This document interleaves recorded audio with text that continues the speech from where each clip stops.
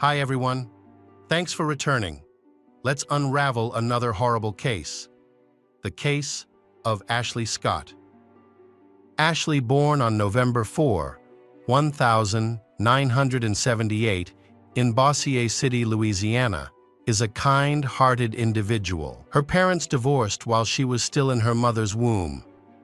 However, her mother, Donna, later married Jimmy, who adopted she and loved her greatly. Jimmy had a biological daughter named Kia from a previous relationship. Unfortunately, Jimmy and Donna's marriage ended in divorce a few years later, primarily because Donna chose to leave. Ashley decided to stay with her father, Donna, but she continued to maintain a relationship with her mother. Even though Ashley's parents are divorced, she enjoyed a happy childhood. She was known for her kindness and obedience, and those around her recognized her beauty and potential. In 1996, she graduated from high school and went on to attend UAA Baptist University in Arkansas. There, she met her first love, Jeffrey Scott, who had also enrolled at the same university. Jeffrey was captivated by her beauty and warm smile, and soon they began dating. They are a beautiful couple, often holding hands and enjoying time together. Ashley's friends admired her and believed she had found a wonderful partner, as she often shared stories about how sweet and kind Jeffrey was and how fortunate she felt to be with him. In 2000, Ashley received the college degree she had always dreamed of.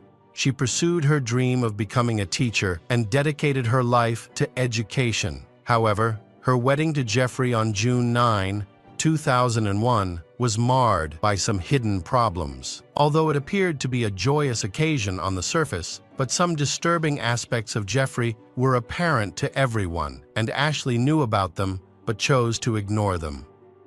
A year prior to the wedding, Ashley had written to her sister, stating that she could no longer maintain communication with the family and requested they respect her choice. As a result, her family was not invited to the wedding. Ashley's friends were surprised to see that most of the guests were from Jeffrey's family, even though Ashley's family is very close and large. Initially puzzled, they later understood the situation.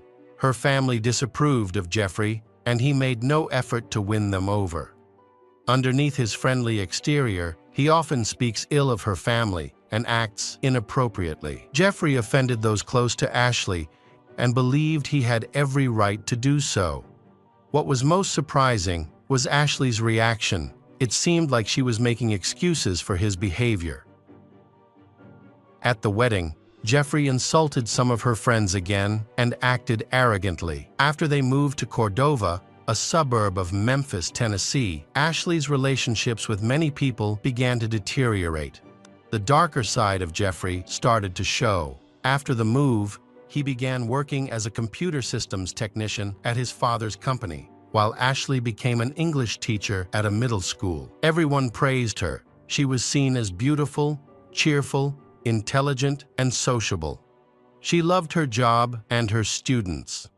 Paul Dealey, a colleague, later described her as an experienced teacher. He mentioned in court that she was the main reason he looked forward to going to English class each day. He admits that school was the only place she felt safe and loved. It was where she could escape from Jeffrey. As time went on, the relationship between Ashley and Jeffrey worsened, and her connection with her family nearly fell apart. She refused to discuss it, claiming it was her personal choice. These were certainly influenced by her husband Jeffrey, who was a master manipulator. In the early years of their marriage, he completely controlled her and isolated her. His constant criticism, even on trivial matters, hurt her self-esteem. He tried to control she in every way possible. During this time, she only communicated with a few people, including her childhood friend, Lori. They had been friends since 5th grade and remained in touch into adulthood. In September 2006, Ashley attended a school reunion that she was excited about. While the others at the event didn't notice anything unusual about her, Lori was worried throughout the evening. Jeffrey kept calling Ashley, making it impossible for her to relax and enjoy the class reunion. He questioned her about who she was talking to, what she was wearing, what she was eating and drinking, and what conversations she was having. Essentially, he tried to control every aspect of her life. That night, Ashley confided in Lori about the nightmare she was experiencing and expressed that she couldn't continue living like this. She revealed that she was thinking about divorce and had even reached out to an attorney.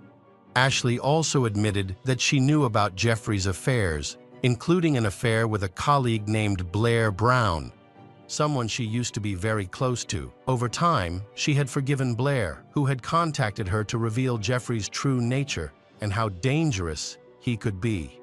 This class reunion became the last social event Ashley attended. After that, she was isolated for several weeks, and new bruises began to appear on her body. On November 23, 2006, at 3:46 p.m., a call was made to emergency services in Memphis, Tennessee. When 911 dispatcher answered, they were surprised by the calmness of the caller, Jeffrey Scott. He reported that his wife had passed out at 11:00 a.m., but a voice in the background said she might be dead. The dispatcher asked for clarification, and he stated that his wife had been breathing moments before, but now appeared to be dead. What was remarkable about the call was that Jeffrey did not appear distressed, his voice remaining calm throughout the conversation. Recognizing the possibility of a crime, the dispatcher immediately alerted the leadership, and police were dispatched to the scene. Within minutes of receiving a call, police arrived at the given address. Upon arrival, they were greeted by their host, Jeffrey. He then showed them to his wife's bedroom, Ashley. Inside, they found a man, Robert McGee, a friend of Jeffrey's, was performing CPR on Ashley. Dr. Robert informed the police that she was still alive, but her health condition was critical, with her pulse and blood pressure being very low. Upon closer inspection, medical responders found evidence of severe trauma. Ashley had suffered a head injury, likely caused by a blunt object. Her condition was dire. Her pupils were dilated and unresponsive to light.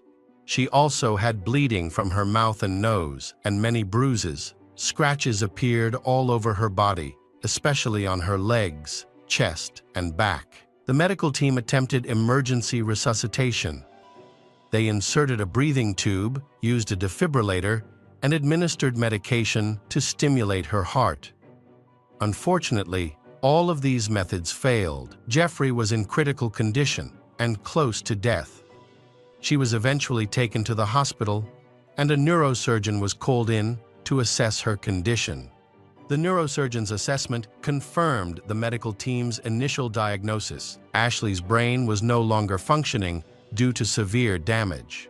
Doctors therefore decided to stop treatment to end her pain and disconnected her life support. She passed away shortly after. There was no doubt that Ashley had been brutally murdered. Her right ear was green, a sign often seen in people who were repeatedly hit in the same spot. A man's shoe print on her back suggested that someone had stamped or even jumped on her.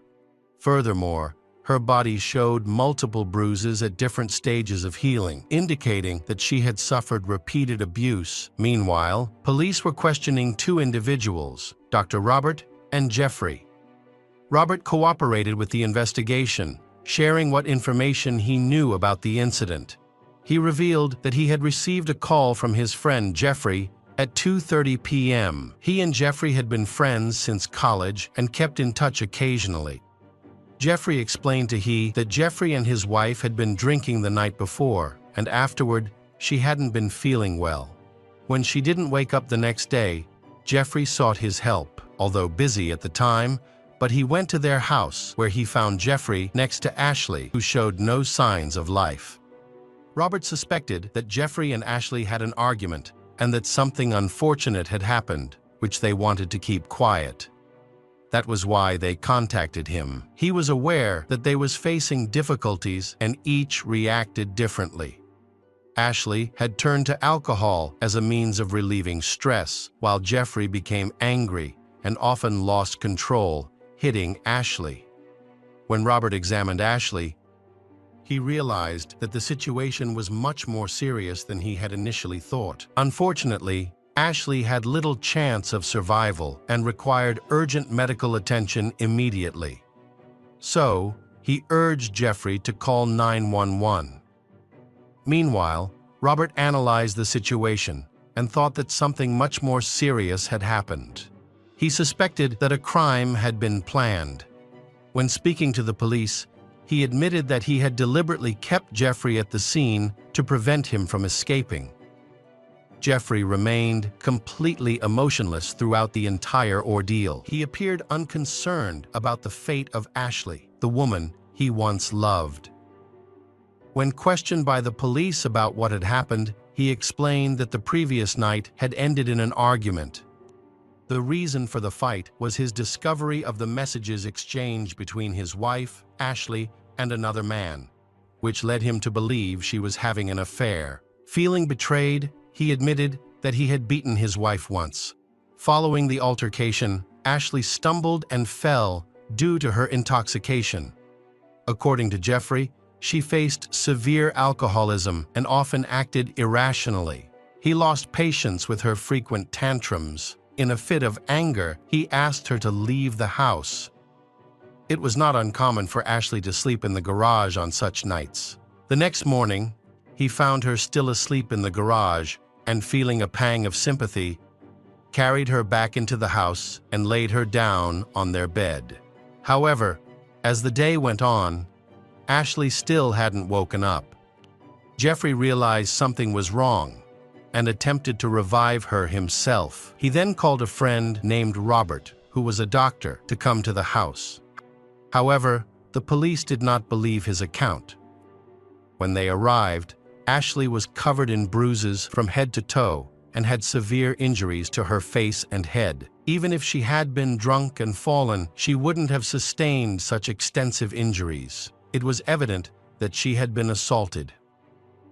Jeffrey was arrested and charged with aggravated assault, and once the autopsy results were released, the charge was elevated to first-degree murder. The pathologist's report revealed that Ashley died from a subdural hematoma on the right side of her brain. Such injuries occur from a significant blow to the head, causing the brain to collide with the skull, which leads to severe bleeding and swelling that cuts off the oxygen supply. This process causes parts of the body to weaken, causing extreme pain. Tragically, she could have survived if help had arrived within the first few hours. Additionally, over 50 hematomas of varying colors and densities were found on her body, confirming that she had been repeatedly attacked. It's difficult to fathom the pain she experienced. The saddest thing is that the person who caused this pain was her husband, Jeffrey, the person who was supposed to protect her. After Jeffrey's arrest, detectives examined the crime scene and found signs of a struggle throughout the house. Items were scattered, furniture was turned over, and a broken vase was in the living room. On the kitchen table, near a laptop, are printed text messages between Ashley and her lover. These text messages support Jeffrey's testimony about the cause of the crime. In the garage, officers discovered bloodstains on the floor. Inside her car, they found women's clothing and personal items, including a handbag with her documents and passport. It seemed that she had been planning to escape, but did not succeed. Officers then interviewed family members and friends, uncovering unexpected details about their lives and the circumstances surrounding the incident. Unfortunately, Ashley is having a difficult time in her relationship with her husband, Jeffrey. From the very beginning, they believed that their relationship would turn out well. However, he quickly became abusive, making her life extremely miserable. Lori's testimony became very important to the investigation. Detectives were interested in what Ashley's family and friends had to say. Through their conversations, they gathered a lot of useful information. Lori also shared that just before Ashley's death, Jeffrey had called her multiple times to complain about his wife. He claimed that Ashley drank heavily, lost her balance, and frequently fell, which explained the bruises on her body. However, the next morning, Ashley would not remember these incidents and would blame Jeffrey instead. He believed that Ashley's increasing alcohol dependency was due to their mutual friend Blair, whom he accused of corrupting Ashley and turning her against him. Jeffrey also expressed that he no longer wanted children because he felt disgusted by Ashley after everything that had happened. He accused his wife of being unfaithful, lying, and struggling with alcoholism. However, Lori did not believe him and thought he was trying to excuse his own behavior. Eventually, Lori realized that Ashley was a victim of domestic violence and was in serious danger. After each of Jeffrey's calls, Lori would try to reach Ashley, but she never answered, which was unusual. The last time they met was shortly before the tragic incident. They went shopping together, but Ashley did not buy anything for herself and seemed sad and lost in thought. Lori attempted to discuss Ashley's marriage, but Ashley preferred not to ruin their time together and changed the subject. She just said she was ready for a divorce, but it made her very nervous. She knew Jeffrey very well and worried that she couldn't predict how he would react. The next testimony concerns Blair Brown, who is often mentioned when talking about Ashley's family. During her questioning, she admitted that she had been in a romantic relationship with Jeffrey in the past, which gave her insight into his uncontrollable fits of rage. It was noted that Blair and Ashley had rekindled their friendship about 6 months before the crime occurred. Blair felt sympathy for Ashley and offered her occasional support. She acknowledged that her relationship with Jeffrey was a mistake and apologized repeatedly for it. She and Ashley sometimes meet for drinks.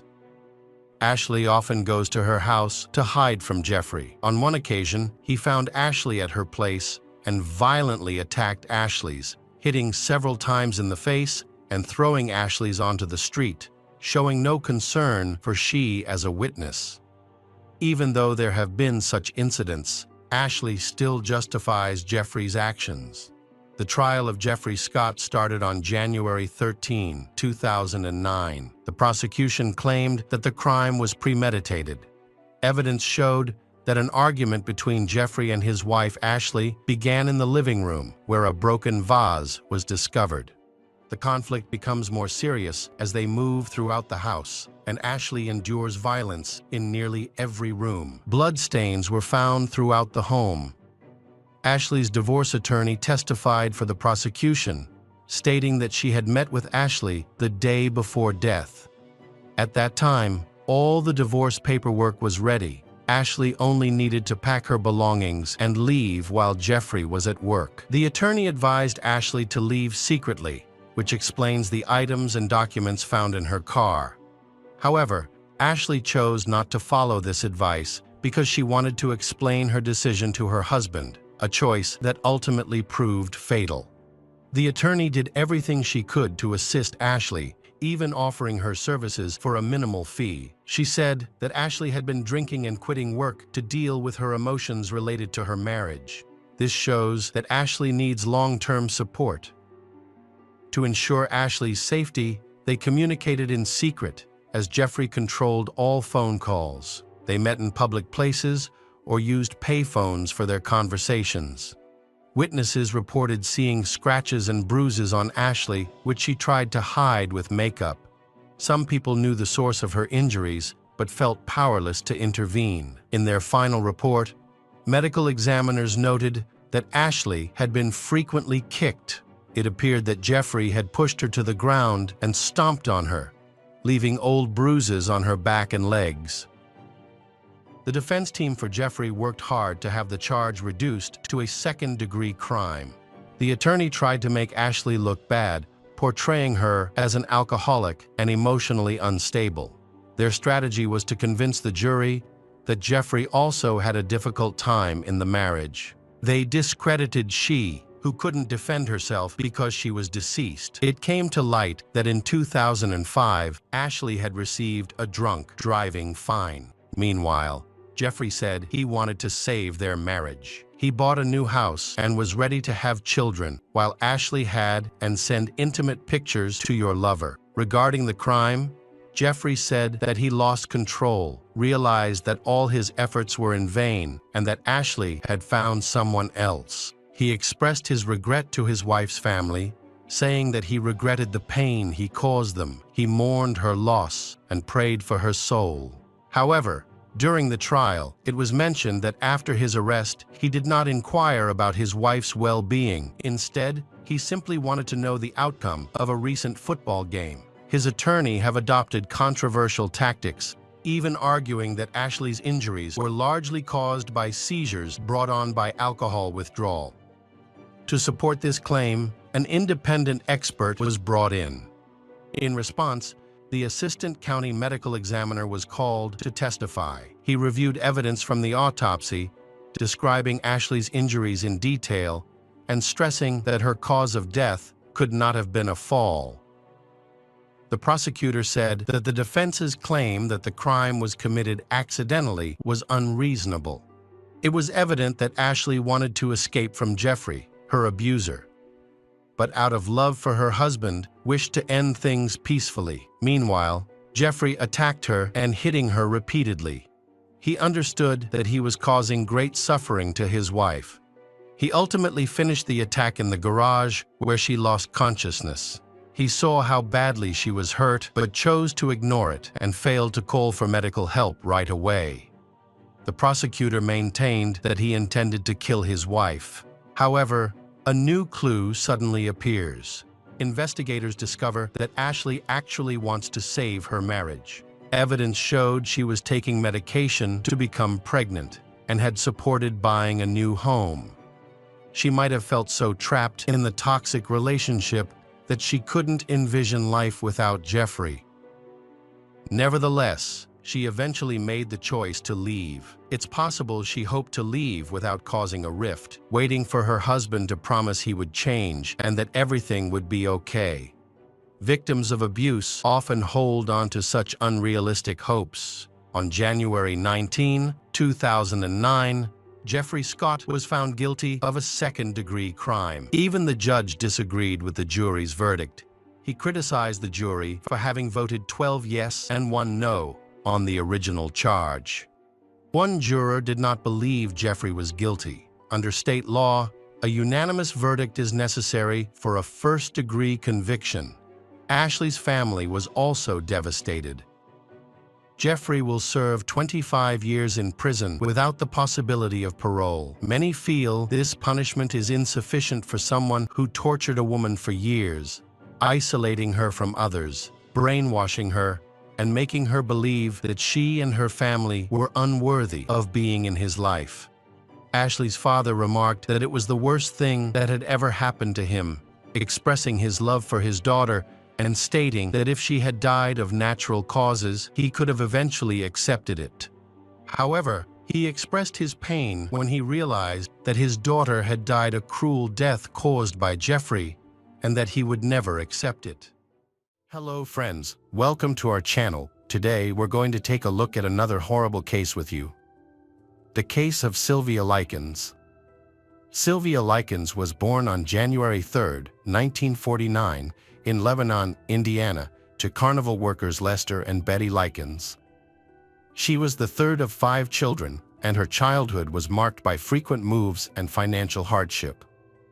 Sylvia's siblings included 2 sets of twins, older twins Daniel and Diana, and younger twins Benny and Jenny. Jenny suffered from polio, which left her with a limp and weak legs, requiring her to wear a steel brace for support. Due to her parents' unstable marriage and nomadic lifestyle, Sylvia and Jenny often stayed with their grandmother, providing a safer and more stable environment. This arrangement allowed the girls to maintain a steady education despite the family's frequent travels. Sylvia began taking on responsibilities at a young age.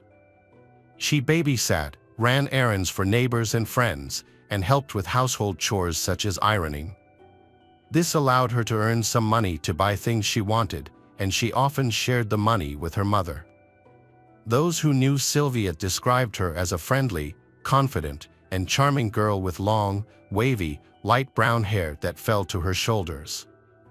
Her friends affectionately called her Cookie. However, despite her outgoing personality, Sylvia was self-conscious about her smile because she had lost a front tooth due to a childhood accident while playing with one of her brothers. Sylvia often took Jenny to the local skating rink, where she would help her skate by holding her hand. In June 1965, Sylvia and Jenny lived with their parents in Indianapolis. However, their mother was arrested and jailed for theft in July. Their father, Lester, then arranged for his young daughters to stay with Gertrude Benizzi, a mother of 2 daughters, Paula and Stephanie, whom the Sylvia sisters had met at Arsenal Technical High School. Gertrude agreed to care for the girls as her own until Lester returned. After July 4th, Sylvia and Jenny moved into Gertrude's home at 3850 East New York Street. Meanwhile, their father, brother, and later their mother traveled to the East Coast for the festival. Gertrude would receive $20 a week to care for the sisters until November. At first, things seemed normal at Gertrude's house. Sylvia got along well with Stephanie, and they enjoyed activities such as singing along to pop songs and helping around the house. The Sylvia sisters regularly attended Sunday school with the other Benizzi children, and Sylvia was praised by the pastor for her kindness and respect. Problems arose, however, when Sylvia's father, Lester, began to pay Gertrude late, often a day or 2 after the due date. These delays frustrated Gertrude, leading her to abuse the sisters. She began to spank their bare bottoms with various objects, such as a 1/4-inch paddle, and cursed them. As the late payments became more frequent, the abuse and beatings escalated. On one occasion, Paula reported that Sylvia and her sisters had eaten too much at church dinner. As a result, both girls were spanked about 15 times on the back with the paddle. This occurred just a month after they moved in with Gertrude's family, in late August. Gertrude's behavior became increasingly abusive, with Sylvia as the primary target. It is possible that Gertrude's jealousy of Sylvia's youth and beauty contributed to her actions. Over time, the abuse became worse, with more frequent beatings. Sylvia was often starved. They were given only leftovers or spoiled food from the trash. On one occasion, she was falsely accused of stealing candy that she had actually bought. On another occasion, she was publicly humiliated when Sylvia told Stephanie and Jenny about a boyfriend she had in Long Beach, whom she had met while her family was living in California. She shared stories of her time with him, including one in which she snuggled under the covers with him. Gertrude asked Sylvia why she did that, and Sylvia shrugged and said she didn't know. A few days later, Gertrude brought up the subject again, this time making a sarcastic comment about Sylvia's growing belly and hinting that she might be pregnant. Sylvia thought Gertrude was joking and joked along. However, Gertrude continued to make things worse, repeatedly mentioning Sylvia's interactions with Son and hinting that she was pregnant. The situation turned violent when Gertrude suddenly kicked Sylvia in the genitals. Gertrude's overweight and pregnant daughter, Paula, who was jealous of Sylvia's appearance, joined in the attack.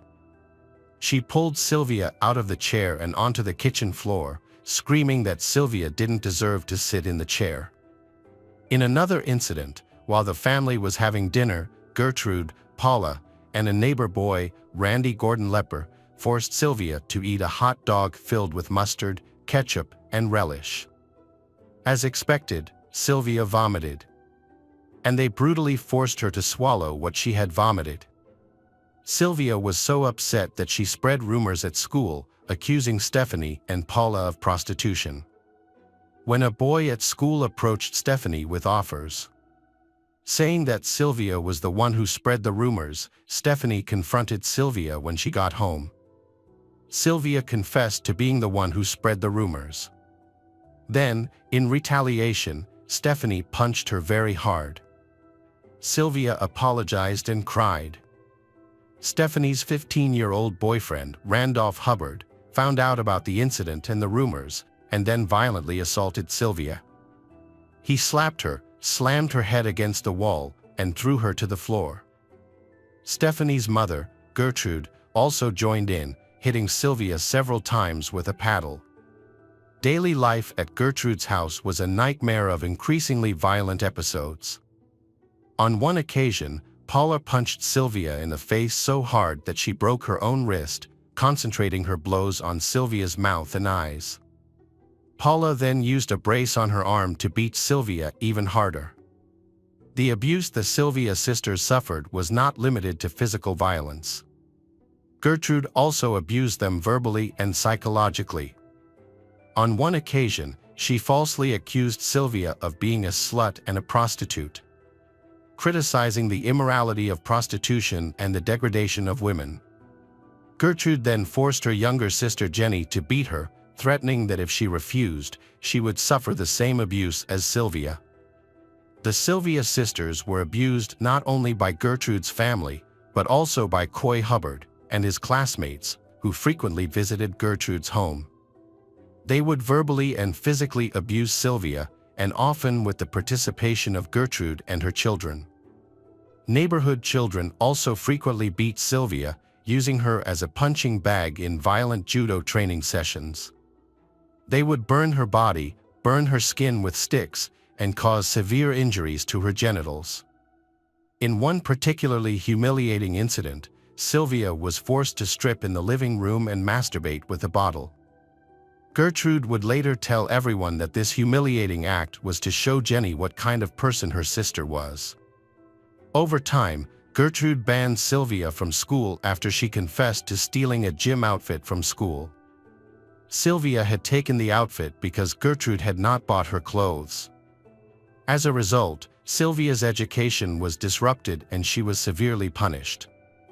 Gertrude regularly beat her with a 7-inch police belt. The situation escalated when Gertrude changed the subject to premarital sex and then kicked Sylvia in the genitals. During this attack, Stephanie defended Sylvia, shouting, "She didn't do anything." Gertrude continued to torture her by burning Sylvia's fingertips with matches before continuing to beat her. A few days later, Gertrude used a police belt to beat Jenny several times. Jenny is said to have taken a tennis shoe from school to put on her stronger foot. As the torture and abuse worsened, Sylvia was not allowed to use the bathroom and was forced to wet the bed as punishment for her incontinence. On October 6, 1965, Gertrude took Sylvia to the basement, tied her up, and barely fed or watered her.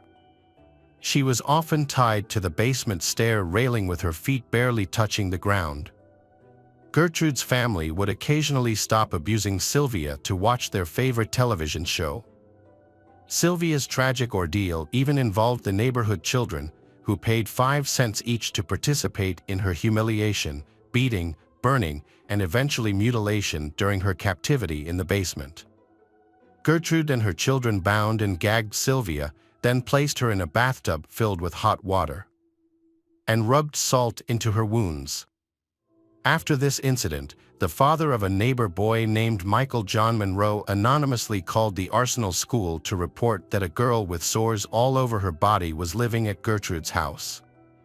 A school nurse came to Gertrude's house to investigate, as Sylvia had been absent from school for several days. However, Gertrude lied to the nurse, saying that Sylvia had run away the previous week and that she did not know where she was. Gertrude attributed Sylvia's sores to poor personal hygiene. Gertrude also claimed that Sylvia had been a negative influence on both her children and her sister. The school did not investigate further, neglecting to check on Sylvia's health or whereabouts. In mid-October, Gertrude's son, John Banaszewski Jr., played a cruel prank on Sylvia. He offered her a plate of soup, but quickly snatched it away when she tried to eat it with her hands. By this time, Sylvia was severely malnourished. Gertrude allowed Sylvia to sleep upstairs that night, but only if she did not wet the bed. Before going to bed, Sylvia secretly asked Jenny for a glass of water. The next morning, Gertrude discovered that Sylvia had accidentally wet the bed. To punish Sylvia, Gertrude forced her to masturbate again with a glass jar in front of Gertrude's children. Immediately afterwards, Gertrude yelled at Sylvia to go back to the kitchen. She then ordered Sylvia to strip. Gertrude told Sylvia, "You branded my daughter, now I will brand you." Using a hot needle, Gertrude began carving the words, "I am a prostitute and proud of it," into Sylvia's stomach. While Gertrude was still carving, she told 14-year-old Richard Hobbs to finish carving the words into Sylvia's skin. Meanwhile, Gertrude took Jenny to a nearby grocery store. Richard continued carving the words into Sylvia's stomach as she gritted her teeth and groaned in pain. Later, Richard and 10-year-old Shirley took Sylvia into the basement. They tried to burn the letter "Des" under Sylvia's left breast with an anchor bolt. The resulting deep burned scar looked like the number 3. That terrible night, Sylvia confided in her younger sister Jenny, saying that she was sure she would die from the unbearable abuse. The next day, Gertrude forced Sylvia to write a letter, the contents to fool her parents into thinking that Sylvia had run away from Gertrude's house.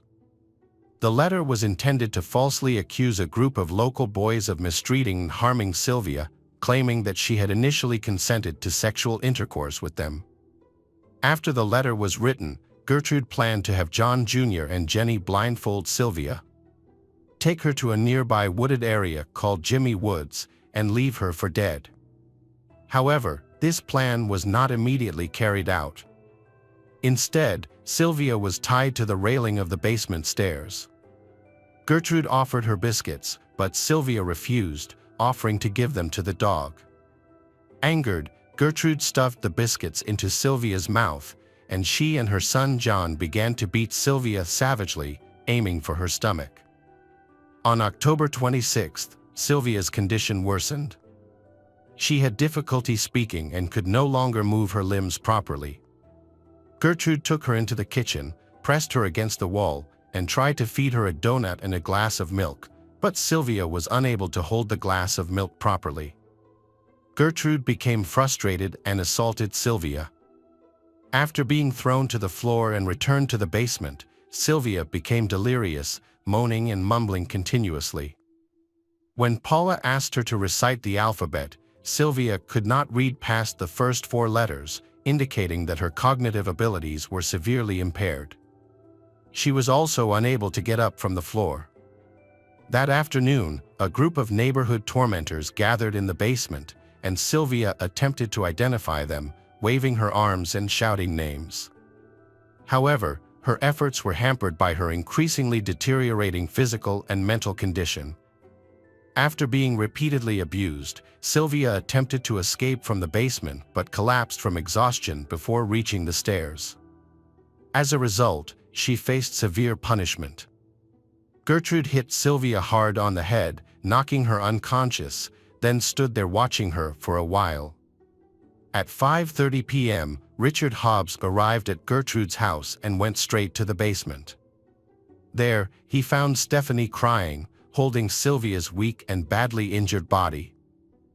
Her mother Gertrude instructed Stephanie to clean Sylvia, but Stephanie and Richard decided instead to bathe Sylvia with warm soapy water and dress her in clean clothes. After bathing, they placed Sylvia on a mattress in one of the bedrooms. In her final moments, Sylvia expressed her final wishes, to be with her father or at least taken home. After enduring severe punishment and weakened by lack of food, she eventually died from her injuries. When Stephanie discovered that Sylvia was no longer breathing, she attempted to revive her with artificial respiration. Meanwhile, Gertrude claimed that Sylvia had been faking her death. Initially, Gertrude beat Sylvia's body with a book. When Sylvia was found dead, Gertrude panicked and ordered Richard Hobbs to call the police from a nearby pay phone. When the police arrived at the address around 6:30 p.m., Gertrude led them to the bedroom, where they found Sylvia's badly beaten and mutilated body on a dirty mattress. Gertrude gave the police a letter that Sylvia had been forced to write. Gertrude claimed that she had cared for Sylvia for more than an hour before her death and had applied antiseptic to her wounds in an attempt to provide first aid. She told the police that Sylvia had run away with some teenagers earlier, but had returned that afternoon, topless and holding the note. Holding a Bible, Paula told everyone in the house that Sylvia's death was preordained. She then turned to Jenny and calmly said, "If you want to stay with us, we will treat you like one of our sisters." However, Jenny was urged to say something to the police before they arrived. Jenny recounted the events leading up to Sylvia's death at the request of Gertrude's family. Jenny then whispered to the police to take them away, and she told them everything. Jenny Lycan's official statement led to the arrest of Gertrude, Paula, Stephanie, and John Jr. Banaszewski on suspicion of Sylvia's murder, just hours after her body was discovered. Coy Hubbard and Richard Hobbs were also arrested and charged with the same crime on the same day. Gertrude and Coy Hubbard's 3 older children were taken to a nearby juvenile detention center, while Gertrude and Richard Hobbs' younger children were detained at the Indianapolis Children's Home. All were held without bail until trial. Initially, Gertrude denied any involvement in Sylvia Lycan's death. However, within a day of her arrest, she admitted to knowing the children and admitted that her daughter, Paula, and Coy Hubbard had physically and mentally abused Sylvia. Gertrude also admitted to forcing Sylvia to sleep in the basement 3 times after she wet the bed. When asked about possible causes of Sylvia's incontinence, including emotional distress and kidney injury, Gertrude was evasive. Paula showed no remorse and signed a statement admitting to repeatedly hitting Sylvia. She also admitted to other acts of cruelty, such as pushing Sylvia down the basement stairs multiple times. John Jr. admitted to hitting Sylvia and frequently abusing her with his fists. He also confessed to burning Sylvia with matches on multiple occasions and said that his mother had burned Sylvia with cigarettes on multiple occasions. Sylvia Lycan's autopsy revealed severe and widespread injuries, with over 150 separate wounds throughout her body. She was severely malnourished at the time of her death. The injuries varied in location, type, severity, and stage of healing, and included burns, severe bruising, and significant damage to muscles and nerves. In addition, her vaginal cavity was swollen and nearly closed, and the autopsy found that her hymen was intact, refuting Gertrude's claim that Sylvia was 3 months pregnant and the allegations of prostitution and promiscuity. Sylvia Lycan's official cause of death was severe head trauma resulting in bleeding into the brain. The cause was a blow to the right side of her head. The doctor also noted that Sylvia's body had suffered severe damage from prolonged abuse of her skin and underlying tissues, as well as prolonged malnutrition. Sylvia's body was found and it was estimated that she had likely died within 8 hours of her discovery. An autopsy revealed that Sylvia had been recently bathed, possibly after her death, which could have affected the rate of loss of body temperature and the onset of rigor mortis. Gertrude Banaszewski, her children Paula and John, and 2 young neighbors, Coy Hubbard and Richard Hobbs, were tried and convicted in May 1966 for the neglect, torture, and murder of Sylvia. After 8 hours of deliberations, the jury found Gertrude guilty of first-degree murder and sentenced her to life in prison. She was paroled in 1985.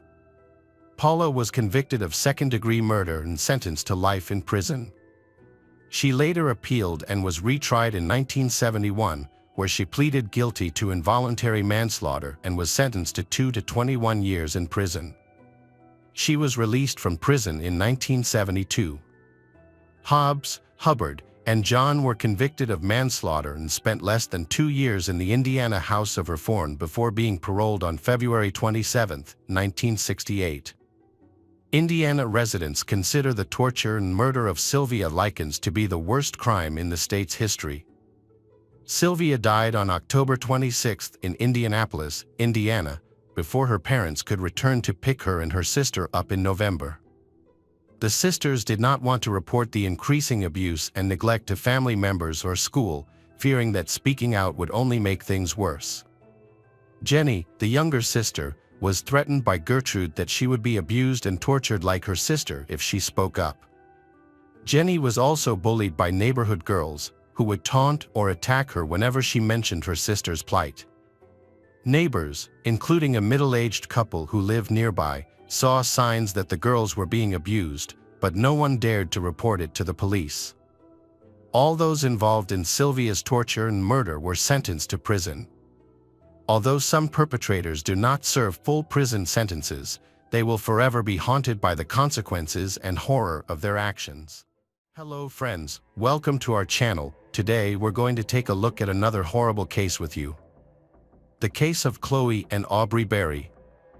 Wack-BJ is a small coastal settlement in Canada with a population of under 20,000 people. It is an ideal place for starting a family with a united, quiet, safe, but still well-developed community. On December 25, 2017, the town was alive with the Christmas spirit. The windows of the apartments along the street sparkled with colorful lights, and homes were beautifully decorated. However, the festive atmosphere was disrupted by the flashing lights of police cars responding to a tragic incident. Sarah worked for the local ferry service, which connected the mainland with coastal areas and several nearby islands for communication and cargo deliveries. She studied at the University of Victoria and completed an internship for this position. Prior to this, she worked in the public relations group. She was active and energetic in everything she pursued, which brought her success. Her relationship with Andrew blossomed quickly after they met, and they soon took their relationship to the next level. They got married and started a family, welcoming their daughter Chloe in 2013. 2 years later, they gave birth to their second daughter, Aubrey. At the beginning of their relationship, the love of young couple Sarah and Andrew seemed sincere and sweet. However, the pressures of daily life began to take a toll on their bond. After the family has children, their relationship deteriorated significantly. To make matters worse, Sarah faced the heartbreak of losing her father in a car accident. All of these things caused Andrew's behavior to change a lot. He became anxious, prone to outbursts over minor issues, and often directed verbal insults at Sarah.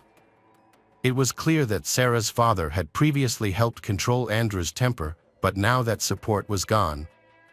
As a consequence, Andrew's aggressiveness increased. Initially, Sarah attempted to resolve conflicts and kept their issues private, hoping this tough time would pass. Unfortunately, matters only worsened. During a tense argument over custody of her two daughters, Aubrey and Chloe, Andrew made serious threats, claiming that he would harm the entire family if the situation did not change. Sarah was deeply troubled by these threats, and Andrew's anger became increasingly uncontrollable. Andrew's behavior became erratic and dangerous. When he got angry, he drove recklessly, creating hazardous situations on the road. At first, he tried not to act like that when his daughter was there, but he eventually lost control and engaged in these antics even with the daughter in the car. It is clear that this marriage was once a happy one, but now it has become seriously dangerous for Sarah and her daughter, who were growing up in a hostile and unsafe environment. Despite this, Sarah made efforts to maintain the marriage. Months went by until Sarah reached her breaking point. She decided to end the relationship and told Andrew directly that he needed to move out that day. Instead of leaving calmly, Andrew has sparked another debate, barging into his wife's bedroom and trying to strangle her. Sarah managed to escape, grabbed her phone, and called the police. Andrew continued his aggressive behavior until the police arrived, clearly displaying his violent nature. He was quickly arrested and taken to the police station. After this episode, Sarah obtained a restraining order, preventing Andrew from approaching her or their children. This brought a sense of relief to the family, as Andrew was now under control. He moved into his own apartment and lived alone, while Sarah took care of their two daughters. She worked hard and often worked overtime to earn money to raise her children. Meanwhile, her mother also helps take care of the children while she is at work. During this time, Sarah and Andrew finalized their divorce, and Sarah was awarded full custody of their children. Because of his aggressive behavior, Andrew lost his visitation rights and was ordered to pay alimony. For 3 months, Sarah focused entirely on her daughters, giving them her love and attention. However, everything shifted when Andrew returned, saying he missed his daughters and wanted to meet with them. Sarah refused his request, and he was unable to see the children. At that point, Andrew seemed to have changed. With the help of a lawyer and witness testimonies, he wanted to protest the court's decision to grant custody of the child. Amendments were made to the court order, allowing him to see his daughters on weekends. He was proud that he now had official permission to meet with them. Sarah was responsible for bringing the girls Aubrey and Chloe to meet their father, Andrew, and she made sure to supervise their visits. During these times, Andrew was able to connect well with his daughters. Unfortunately, this was just the start of a tragedy. A few years later, issues arose concerning alimony and the shared ownership of the house. The court ordered Andrew to pay a large amount in alimony. Meanwhile, there were ongoing discussions about how to divide the jointly owned house for the benefit of their children. Andrew, the young father, refused to contribute any money towards the house.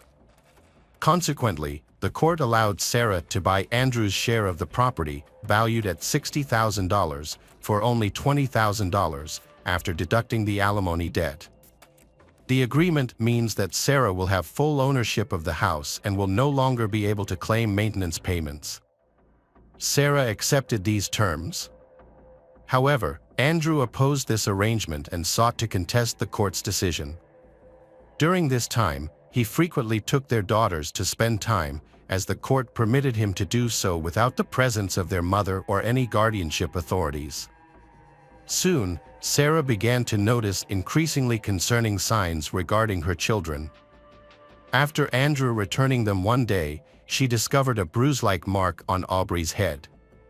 When she called Andrew, he explained that Aubrey had accidentally hit herself while playing.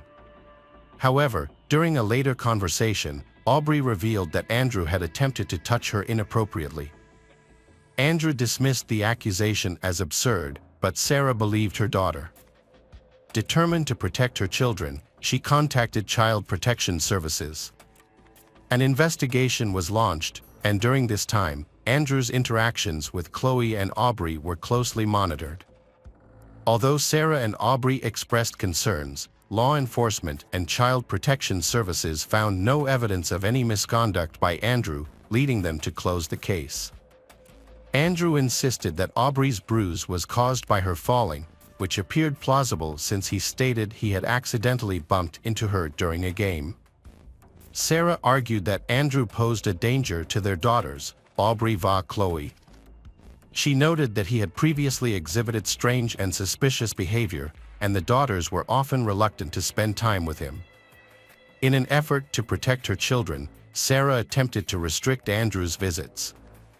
In late 2016, she once again questioned his ability to care for them after he left Aubrey alone in a stroller in a public area while he walked away. Furthermore, Sarah claimed that Andrew spoke badly about her in front of the children, which she thought was his way of trying to turn them against her. During the trial, Sarah and Andrew shared their accounts of the incident and presented their arguments. Ultimately, the situation remained unchanged. Aubrey and Chloe continued to live with Sarah, while Andrew was allowed to take them on holidays and weekends. The judge viewed Andrew as a caring father capable who could provide well for his daughters.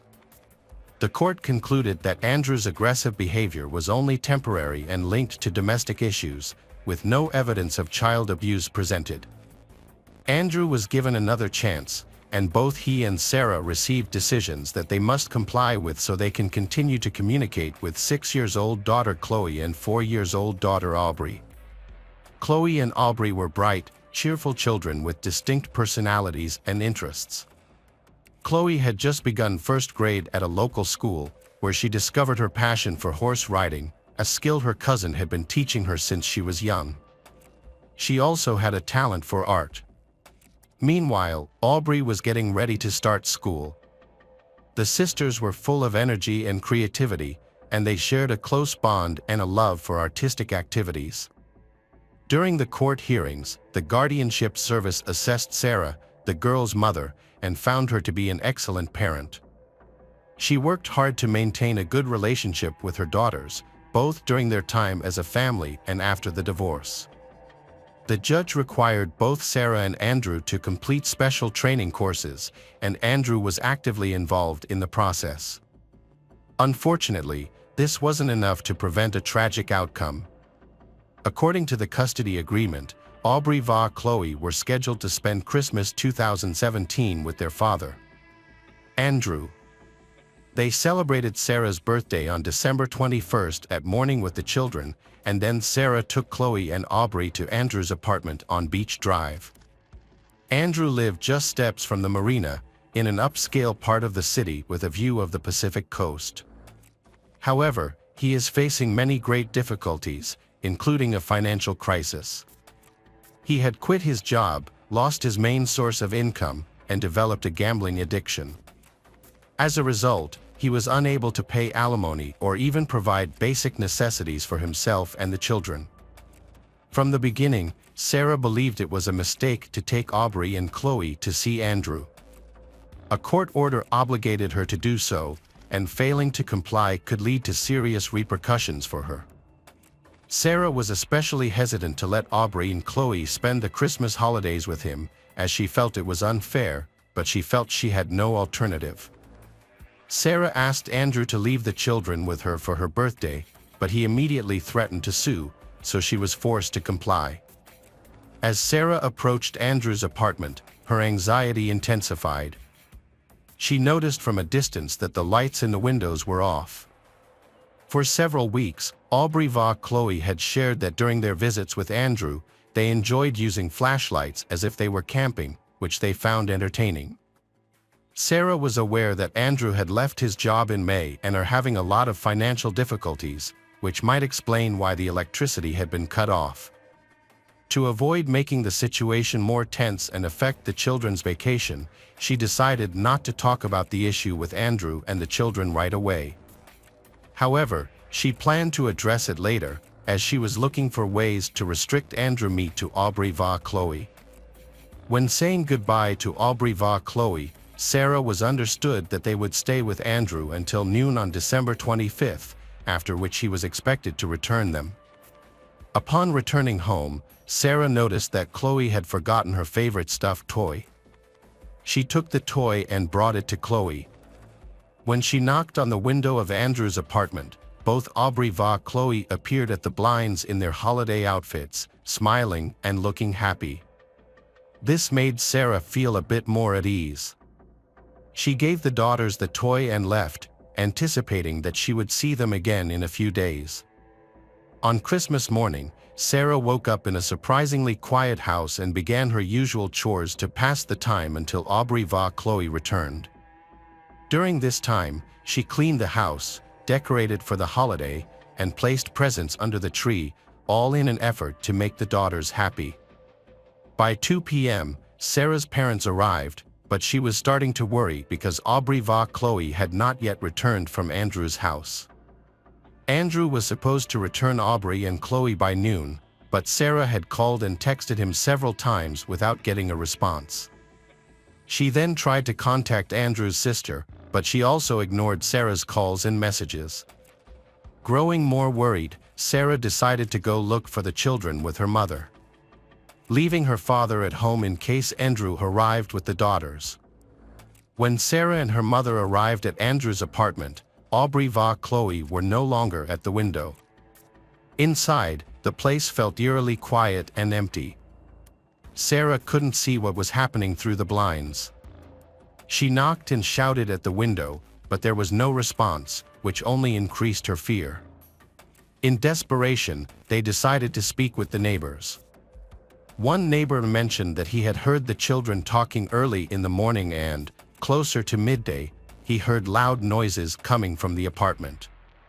Initially, he thought nothing of it, but now it seemed suspicious. He also noted that he hadn't seen any strangers near the building. Alarmed, Sarah and her mother quickly contacted the police to report Aubrey Va Chloe's disappearance. When the first police officer arrived at the scene, he attempted to contact Andrew, the apartment's owner, but received no answer, just as no one responded to Sarah's screams. The officer then tried to open the door and discovered it was not locked.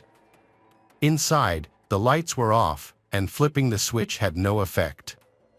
It became clear that Andrew's electricity and water had been cut off due to unpaid utility bills, and he was facing eviction.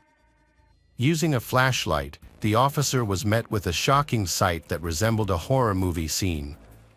Blood was splattered everywhere, including the ceiling, prompting him to immediately call for backup.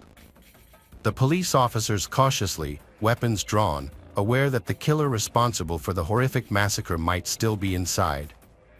They followed a bloody footprint to the bathroom, where they discovered Andrew, who was naked and severely injured with multiple wounds to his chest. He was still breathing, but each breath seemed increasingly difficult. In the next room, they found Chloe on the bed. She was already dead. Her body showed numerous cuts and bruises, indicating she had been beaten with a blunt object. Nearby, a bloody baseball bat lay on the floor among her clothes. Aubrey was found in a similar state as Chloe, dressed in blood-soaked pajamas, with splatters even on the ceiling. Both children, Aubrey Va Chloe, had suffered multiple lacerations and stab wounds, similar to those found on their father, Andrew. The police checked Aubrey Va Chloe's pulses several times, but they were confirmed dead. An ambulance quickly arrived to assist Andrew. Due to the cramped space in the bathroom, he was placed on a stretcher and prepared to be carried out of the apartment. At that moment, he regained consciousness, looked at the medics, and simply asked them to end his life. Andrew was taken to hospital with other police officers, and they hoped to question him once his health has stabilized.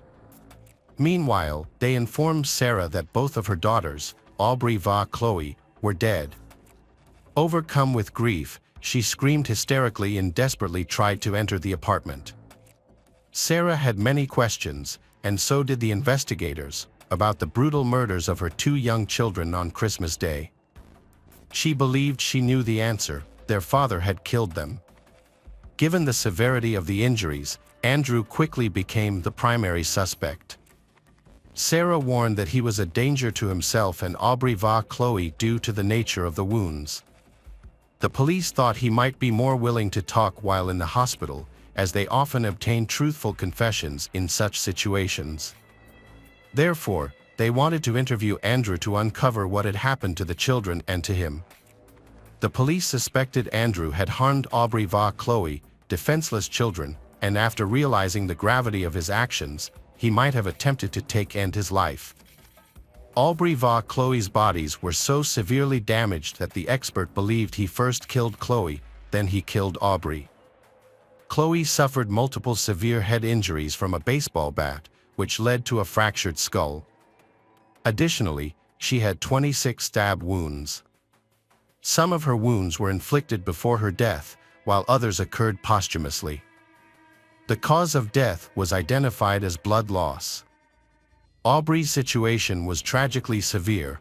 She had 32 stab wounds, leading to fatal blood loss.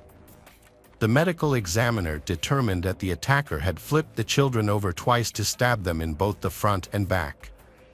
He appeared to be enraged and intended to ensure that the girls would not survive Christmas. Meanwhile, forensic investigators thoroughly examined the apartment and discovered men's jeans and a blood-soaked t-shirt, both belonging to Andrew. A knife, clearly the murder weapon, was also located at the scene. The amount of blood in the apartment was so much that a team of experts was called in to assist in the investigation. Experts discovered many signs that there were efforts to clean up the scene, including fingerprints on the knife and patterned socks. Blood traces were even found in the refrigerator, indicating that the perpetrator had rummaged through it after the attack. In one of the rooms, a note addressed to his sister was found. In this note, Andrew expressed a long list of disappointments about his difficulties with Sarah and felt misunderstood by the woman he loved deeply. He conveyed a sense of betrayal and recounted the many struggles he faced during his marriage and after his divorce. According to his confession, the only source of happiness in his life was his children, which led him to decide to end their lives together. It was clearly a suicide note. After investigating the crime scene, the police concluded that Andrew had attacked and brutally killed his children, Aubrey, 4 years old, and Chloe, 6 years old. Following the incident, he entered the bathroom and attempted to harm himself, believing these injuries would also result in his death. However, doctors assessed that none of his self-inflicted wounds were life-threatening, so he survived. Andrew soon regained his composure and was placed under medical supervision, where he admitted to self-harm. After receiving treatment, he was arrested and charged with double murder. When Andrew was taken to the police station, Sarah was already there with her parents. The police believed that Andrew had harmed the children, and he confessed to his actions, which caused Sarah to burst into tears. She had to be taken away from the station because she was inconsolable. It is hard to imagine her despair and grief, especially since she had tried desperately to protect her daughters from their father. Despite filing complaints with Child Protection Services and taking legal action, Sarah could not provide evidence to prove that Andrew was a danger, and her claims were not believed. Tragically, her daughters were killed by their father. The case received widespread attention and many people held memorial services to honor Aubrey and Chloe, innocent girls who suffered.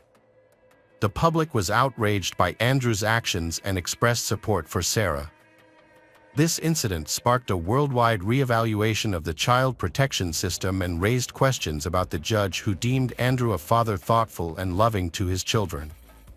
The judge's decision granted Andrew unsupervised access to Aubrey va Chloe, which ultimately resulted in their deaths. However, no disciplinary actions were taken against the judge or the Child Protection Service. The victims of the tragic massacre, Aubrey va Chloe, were cremated. During the investigation, the complicated relationship between Andrew and Sarah came to light. Andrew is having a lot of trouble with his finances. He left his job in May 2017 and had already begun having trouble keeping up with his rent and utility bills, leading to his electricity being cut off. His financial problems were largely fueled by his gambling addiction. Although Andrew earned a decent wage of around $200 per shift, but during this time, he became addicted to playing cards. He attempted to recover his losses, but things only worsened. He started borrowing money from anyone who would lend it to him. His gambling addiction spiraled out of control, with his gambling expenses reaching about $3,000 each month. In the fall of 2015, Andrew won a big amount of $100,000, but feeling overconfident, he quickly lost it all. In an attempt to win back his losses, he borrowed $10,000 from a man named Paul. Desperate to repay this loan, he continued to take out additional loans, while losing interest in his job, eventually quitting. By spring 2017, he was in deep financial trouble, owing approximately $225,000, with all his credit limits maxed out. Andrew was in a desperate situation, even thinking about withdrawing his savings from a pension fund. He couldn't afford to buy food and had to ask his neighbors for help to feed his daughters during their visit. His life was filled with ongoing tragedy. During the investigation, police found disturbing search queries in his internet history. About a month before the double murder, he had been searching for ways to end his own life. His problems grew worse, and on Christmas Day, he made a tragic decision. He used a brutal method to kill his daughters, doing this act coldly and mercilessly, which makes people doubt his love for them. On January 16th, the hearings for the double murder case began. The prosecutor presented detailed information to the jury about Andrew's relationship and life circumstances just before the crime occurred. The prosecution argued that Andrew willingly put himself in this situation because he could not overcome his gambling addiction. They described his actions as premeditated, using evidence like his internet browsing history to support their argument. In contrast, the defense attorney highlighted flaws in the investigation, pointing out that a patrolman had left the scene while waiting for backup, which left the situation inside unclear. The lawyer argued that Andrew and his children were victims of a killer seeking revenge for Andrew's debts after the officer had left the scene. This allowed the real perpetrator to escape through the fire exit. However, the prosecution rejected these things because the scene was under constant surveillance. There were no signs of a break-in, and the attacker could not have quietly exited the scene without being seen by the police officer. Furthermore, statement of the defense contradicted Andrew's confession made at the hospital. During his hospital stay, he even asked the medical staff to help him die, indicating that he had inflicted injuries on himself and wanted to end his life. It is clear from Andrew's suicide note that he intended to end his life and harm the daughters so that they would be with him in death. However, the lawyer maintained that the family could have been victims of a stranger, a killer who unexpectedly found Andrew and the children in the apartment. Alternatively, they could have all been random victims of a maniac. On April 25, 2017, a woman was attacked and stabbed near Andrew's house, but the police could not identify her attacker.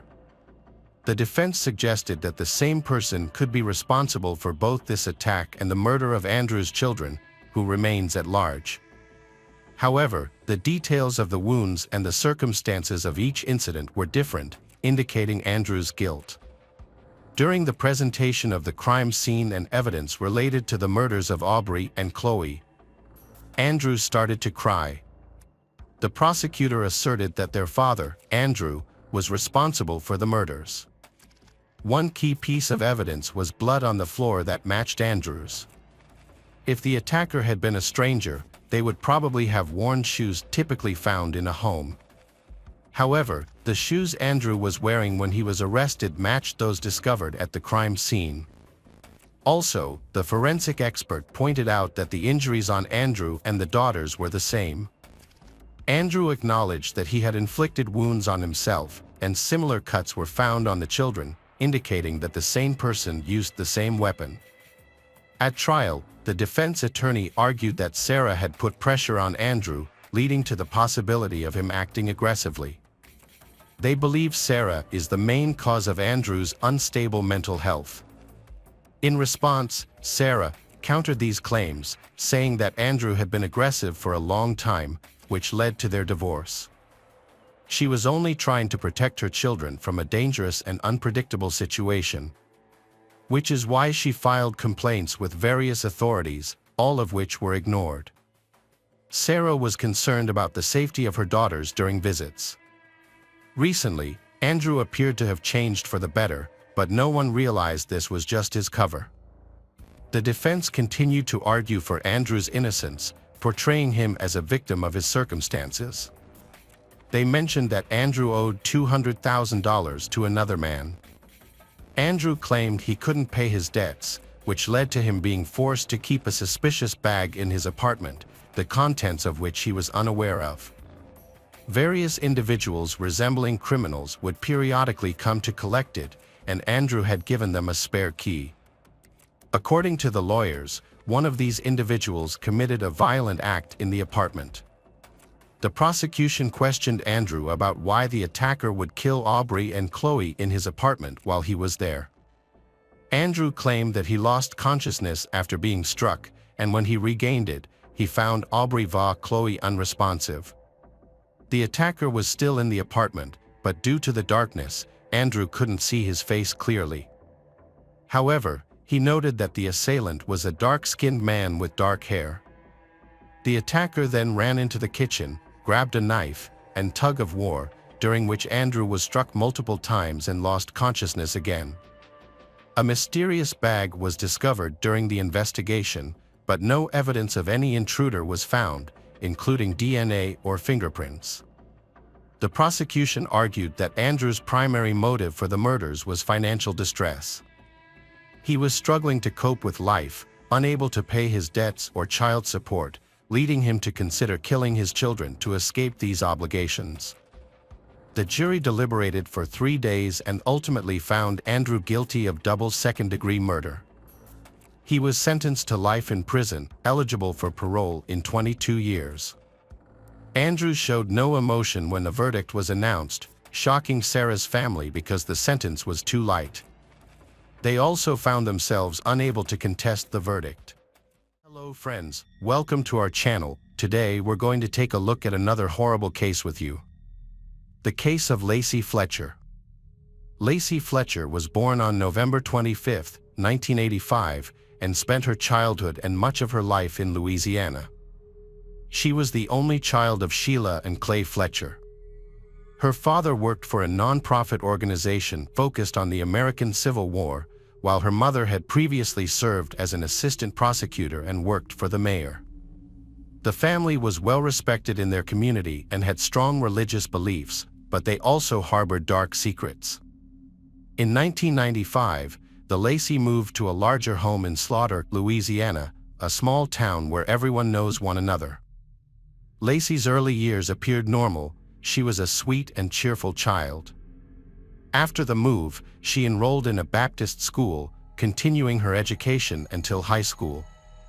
However, she faced challenges with concentration and connecting with her peers, which made her school experience difficult and resulted in very few friends. Despite these struggles, she remained kind and maintained a smile. After finishing 9th grade, Lacey was homeschooled due to multiple health issues.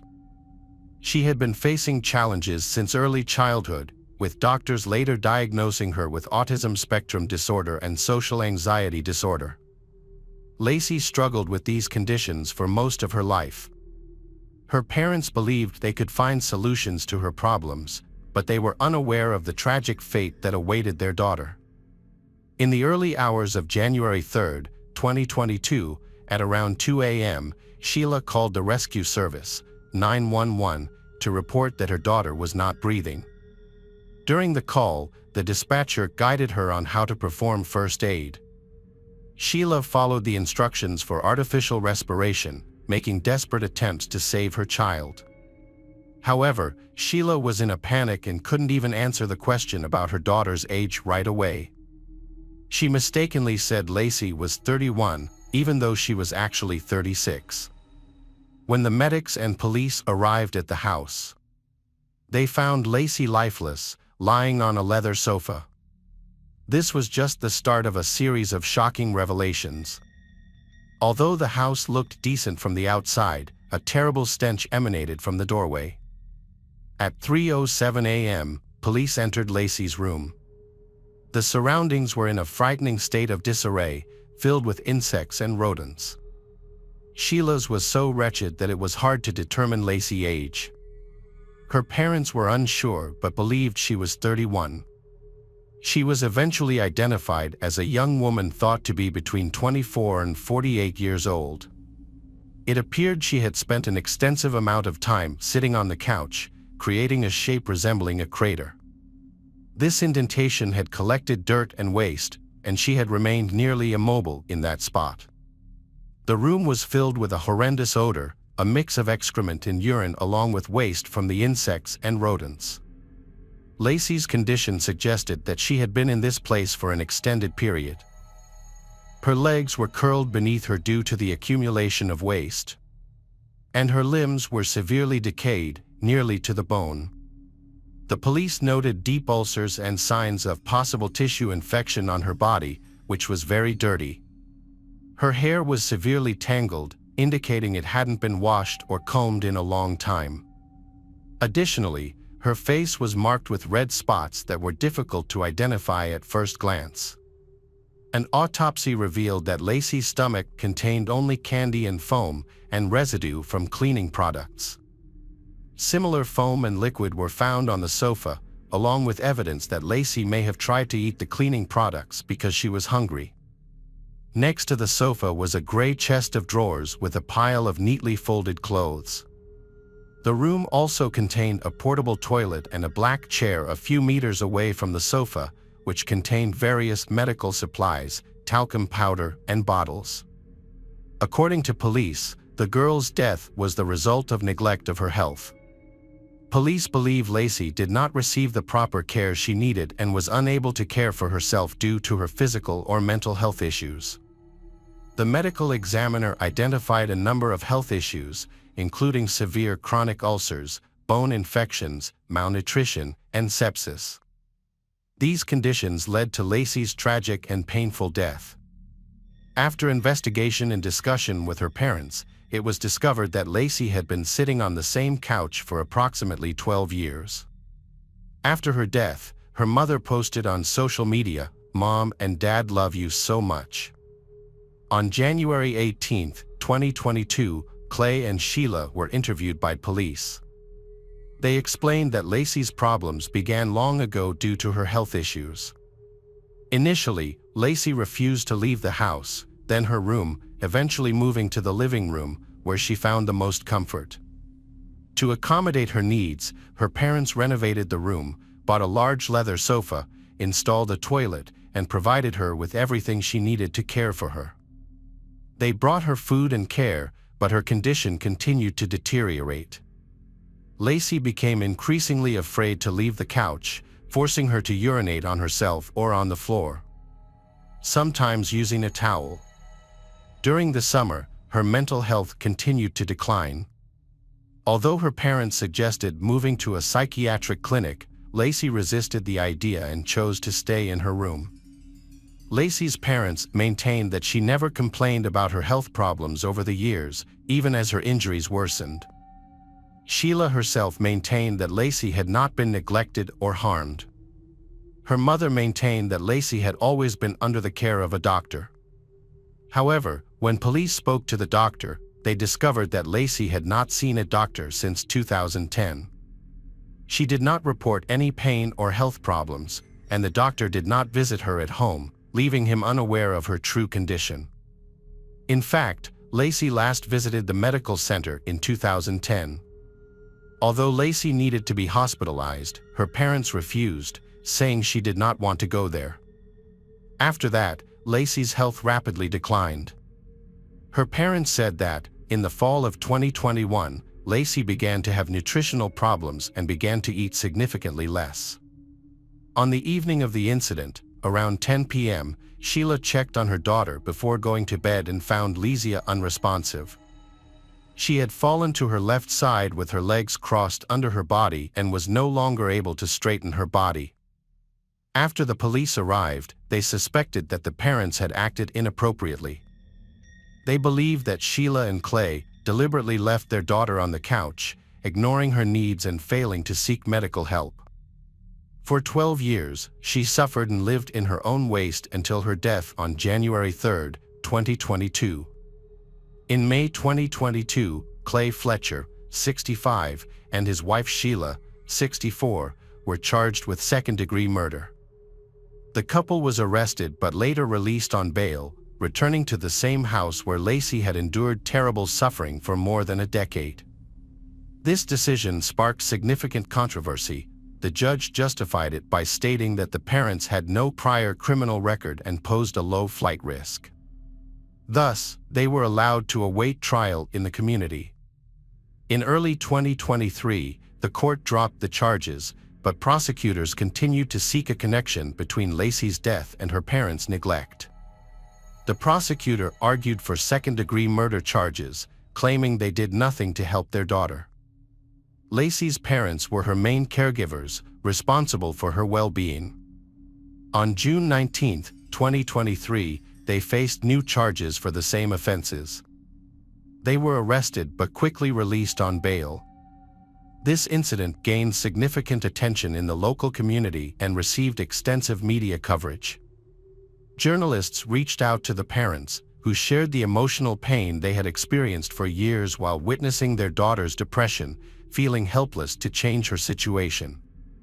Police suspect that Sheila and Clay's statements were an attempt to portray themselves as grieving parents to avoid legal consequences. Under state law, they could face second-degree murder charges, which could result in life in prison depending on the circumstances.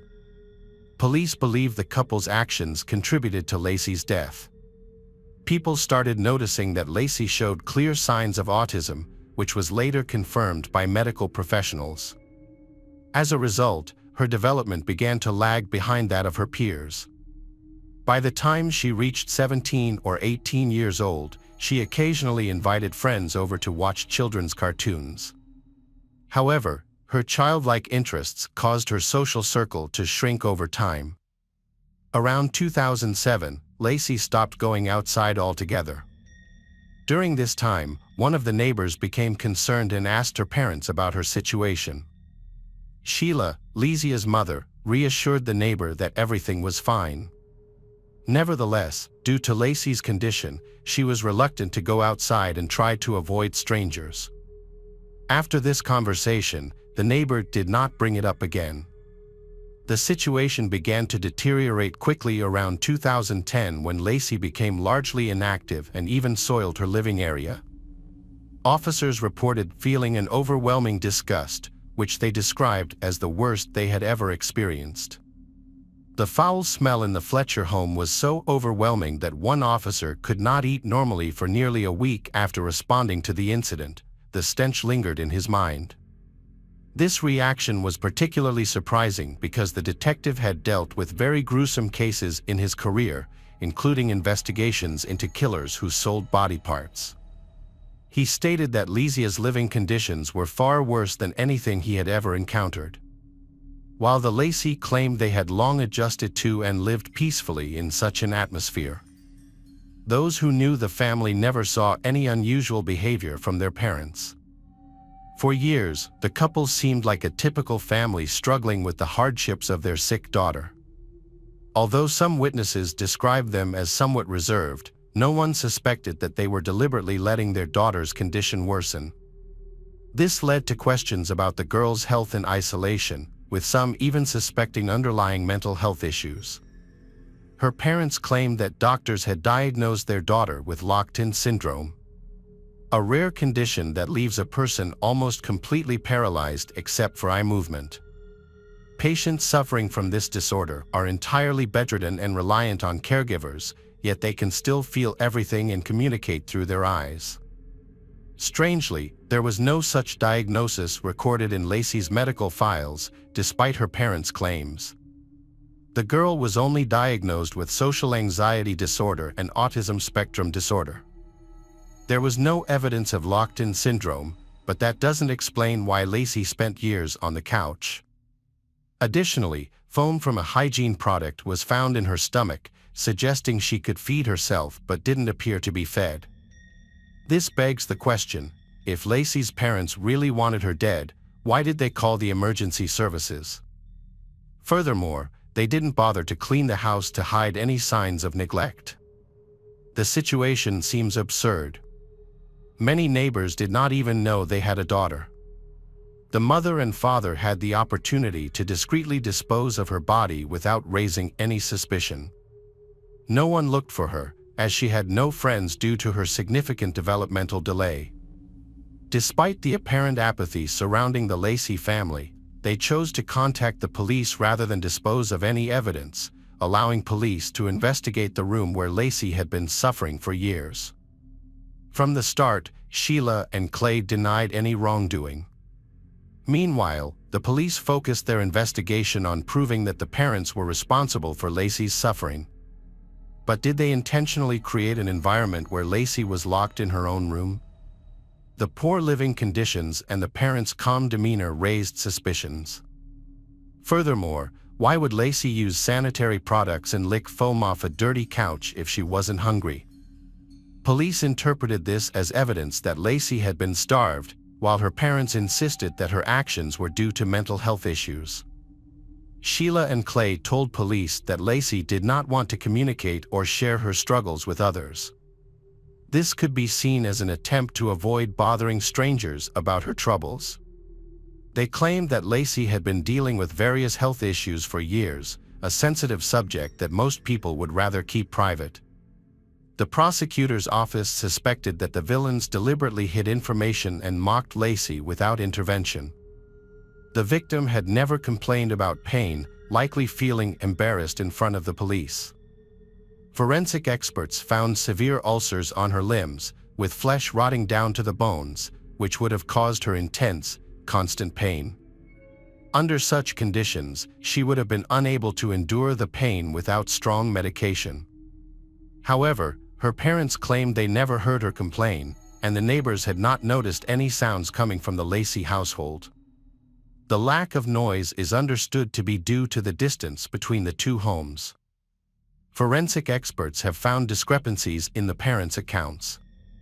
They claim to have discovered their daughter's death at night and contacted the police immediately, but the medical examiner later determined that she had been dead for more than a day. Despite these discrepancies, the parents continued to refer to their daughter's disability and denied any role in the alleged abuse. Sheila told police that she frequently entered her daughter's room in the mornings to care for her by treating her wounds, feeding her, and looking after her. However, this claim was proven false since no food was found in Lacey's stomach. Sheila explained that she tried to keep the room clean but struggled because Lacey was uncommunicative. Her testimony contradicts the medical examiner's report on the time of death. This raises important questions about motive. If the parents were truly guilty, why did they call the police? Why did they subject their daughter and themselves to years of torture while living in such horrific conditions? Police believe that the mother and father might not fully grasp the seriousness of their daughter's mental health issues. The parents insisted on maintaining Lacey's common sense and cognitive abilities, despite the medical professionals' warnings that, due to her identified disorders, Lacey couldn't fully understand her circumstances. Some have suggested that Clay and Sheila may have suffered from mental disorders that made it difficult for them to understand their actions.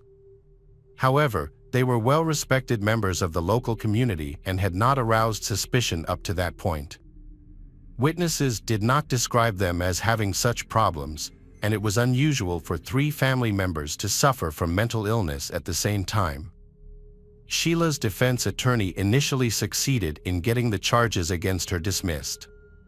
However, the charges were refiled on June 19, 2023. On February 1, 2024, the district attorney announced that Clay and Sheila would plead guilty to manslaughter.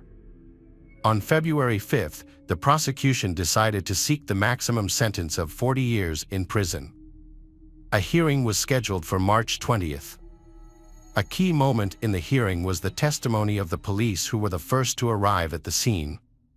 They described seeing Lacey Fletcher in a horrific scene. They described the smell as a horrifying mix of rotting flesh and human and animal waste. The parents, who should have been protecting Lacey, transformed their home into a nightmarish environment.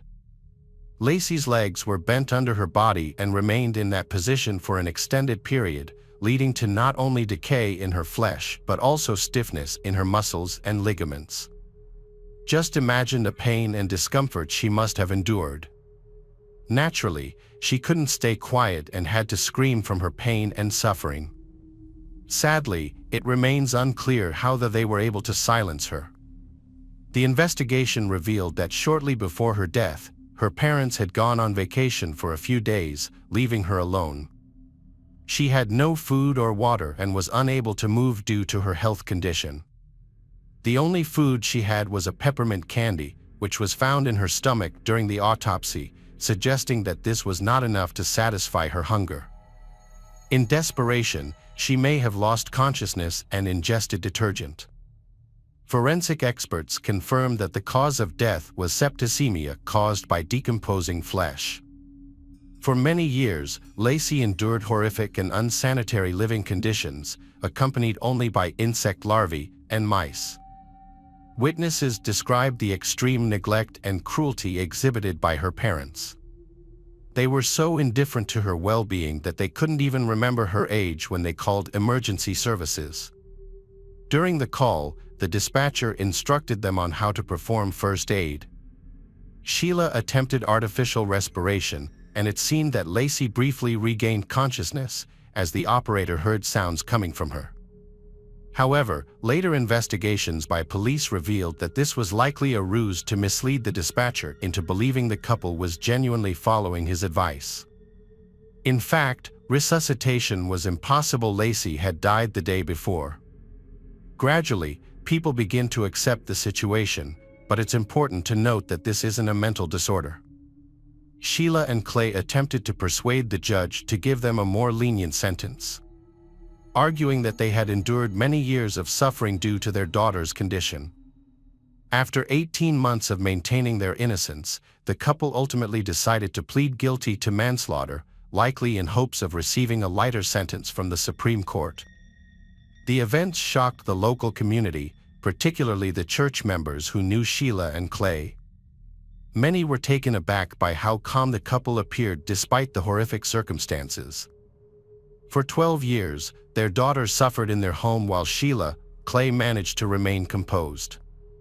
Despite the prosecution's strong case, some community members continued to support the family. The defense team maintained that Sheila and Clay were innocent, portraying them as loving parents who supported their daughter until the end. The mother claimed she fed and bathed her daughter daily, although the daughter typically refused food in her final months. She also stated that she visited every day and sometimes slept on the couch next to her daughter, which she described as a peaceful experience.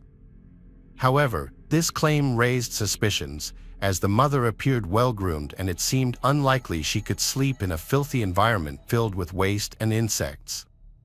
The prosecution requested a 40-year prison sentence, with many supporters arguing that the couple should be imprisoned for life, as they would not suffer like their daughter did. The court eventually sentenced Sheila and Clay Fletcher, who were responsible for caring for Lacey for the past 12 years, to 20 years in prison. Hello friends, welcome to our channel. Today we're going to take a look at another horrible case with you. The case of Blagg family. Jennifer Blagg was born on January 8, 1967, in Oklahoma, USA. She grew up with her mother and one brother, and they were very close from a young age. Jennifer was creative, sociable, and enjoyed playing the piano and dancing. However, she faced a traumatic experience in childhood when, at the age of 12, she was raped by a family friend who was much older than her. This incident deeply affected her, and it took a long time for her to heal. Despite this, she eventually overcame her feelings of resentment, pain, and anger, graduated from high school, and went on to attend college. Her future husband, Michael, was born into a military family. They frequently moved due to his father's career as a colonel in the U.S. Air Force. Growing up in such an environment was challenging, but Michael was a calm and obedient child. Michael was hardworking and intelligent. He even participated in a program sponsored by the governor to study nuclear physics, for which he received an honorary diploma. He continued to pursue his studies in science thereafter. Michael achieved everything by his own labor, because nothing in life came to him easily. He later shared that during this time, he worked as a pizza delivery driver to cover his college expenses. At 21, he married his first wife, but after about a year of constant issues in their relationship, they decided to get a divorce. In 2008, Jennifer enrolled at San Diego State University to pursue a business degree. Meanwhile, Michael chose to follow his father's path and joined the Navy, where he became a decorated Gulf War veteran and helicopter pilot. After returning from a business trip, he had some free time to explore the city. He attended a party with mutual friends, where he met Jennifer. They feel an attraction to each other, and Michael asked her out on a date, which she accepted. They went to the movies and afterward decided to start dating. In 1991, Michael and Jennifer got married and moved to the quiet town of Simpsonville in Southern California. They enjoyed the peaceful atmosphere and made many friends through their church. As a deeply religious couple, they seemed well prepared to start a family, even though Michael was often away serving in the Navy. 4 years later, they welcomed a daughter named Abby. After her birth, Michael left the military and secured a high-paying engineering job with a flexible schedule, allowing him to spend more time with his family. In his spare time, Michael began teaching Sunday school, which he considered important. However, due to Michael's job, they had to move several times, which was challenging for Jennifer. She often felt like just as she was settling into a new city and making new friends, her family had to move again. Despite her struggles, but when Michael proposed moving, Jennifer easily accepted because of her religious beliefs. Their final move occurred in 2001, when they decided to settle in Grand Junction, Colorado.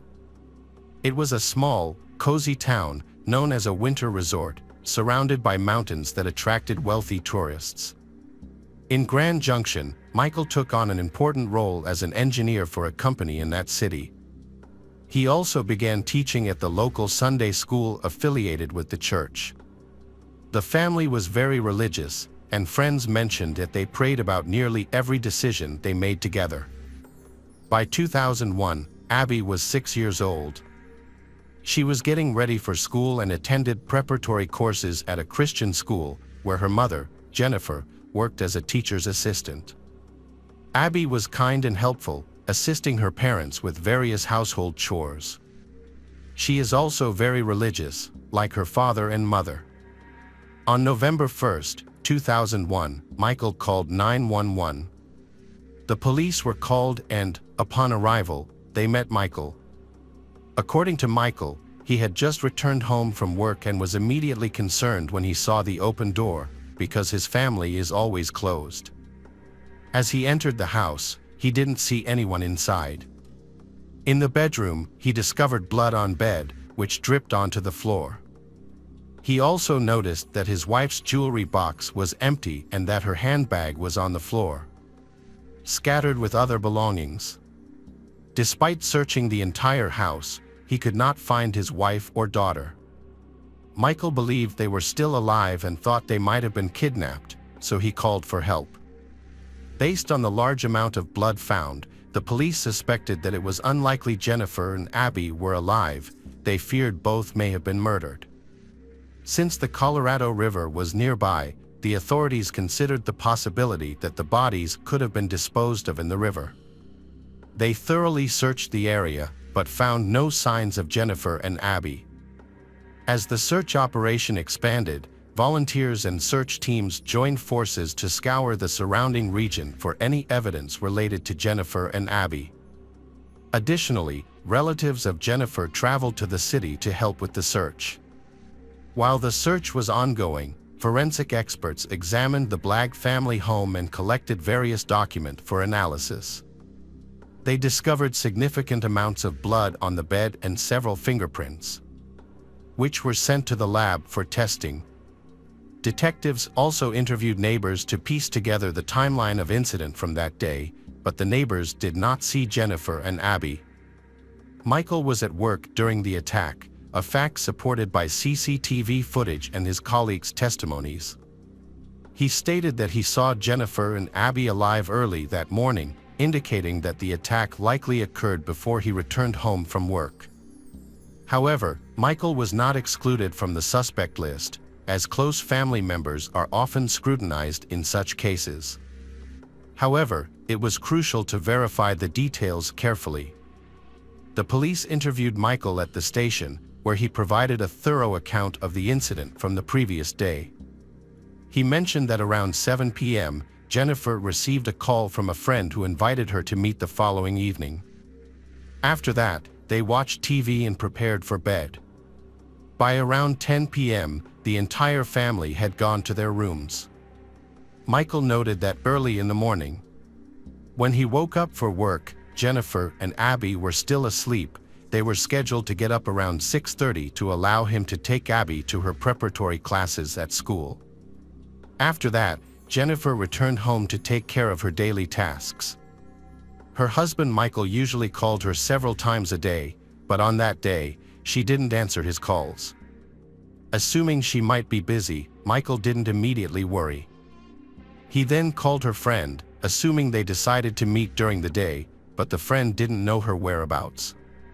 Michael then continued with his day. He assumed she was at home, doing the laundry, cleaning, and cooking dinner.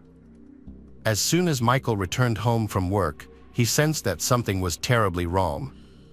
There are two things that make him feel unusual. His daughter, Abby, didn't greet him as she usually did, and there was no smell of dinner cooking, which was unexpected since his wife Jennifer had planned to cook before meeting her friend.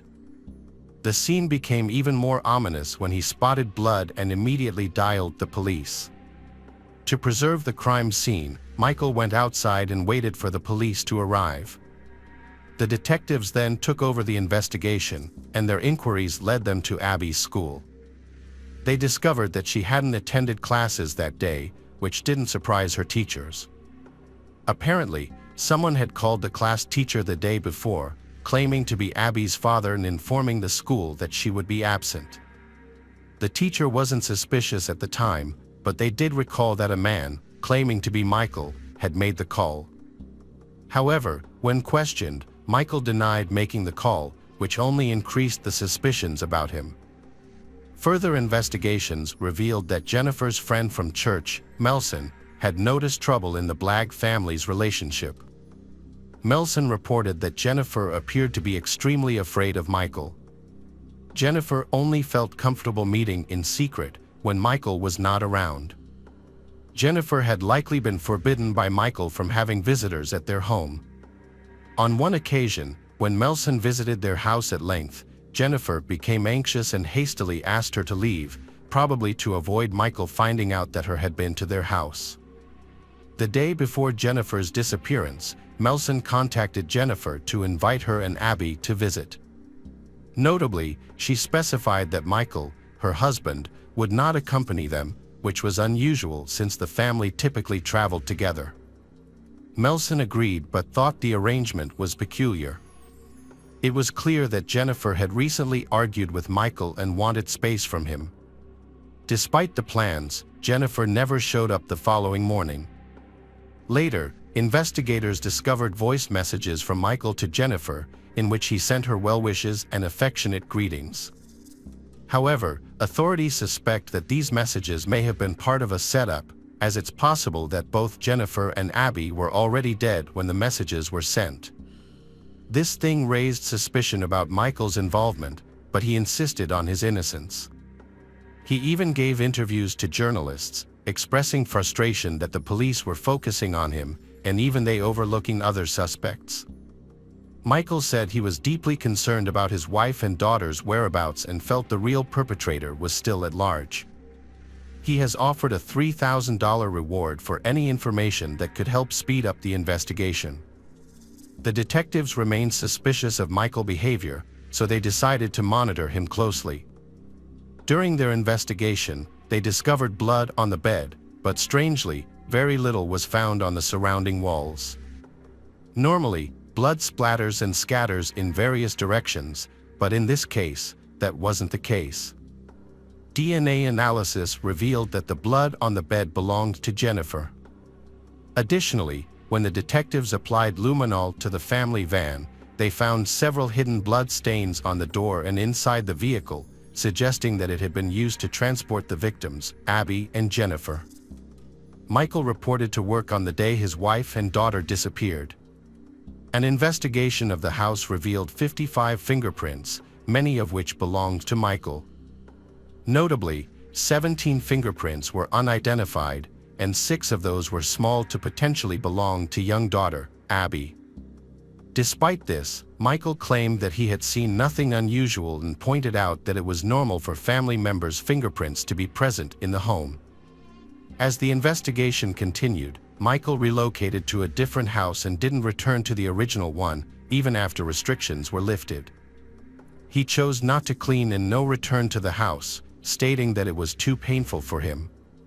However, this decision ultimately worked in the police's favor as they were able to periodically examine the crime scene.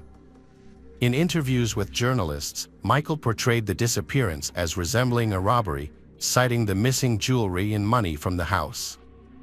He also mentioned that there had been a string of burglaries in the area over the past year, suggesting that his family had simply been in the wrong place at the wrong time. According to Michael, the thieves may have broken in while his family was asleep, inadvertently targeting them.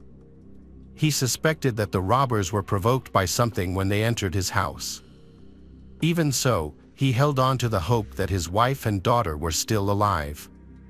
He often referenced Bible verses when communicating with the media, maintaining his innocence when questioned by the media and the police. However, detectives were convinced that the incident was not a robbery, as they found no signs of forced entry. They believed that the stolen items in the house were just a setup to distract the investigation. The police noted that robbers typically target empty homes to avoid confrontations and complications. If they encountered occupants, they wouldn't waste time and energy brutally killing them. Instead, they would opt for a quicker method. In the Blagg family home, a diary belonging to Jennifer was discovered. In it, she wrote about having a severe argument with Michael the day before her disappearance and fearing that he might harm her. Although she didn't elaborate on the details, she framed the situation in biblical terms. The detectives were unclear about the argument and approached Michael for clarification, but he maintained he had no memory of it. However, the police discovered a note addressed to him, apologizing for allowing negativity to creep back into their lives, suggesting relationship problems. When examining the Blagg family computer, the police were surprised to find thousands of hardcore pornography images. However, Michael denied any involvement in the images, he claiming that his wife was trying to spice up their lives.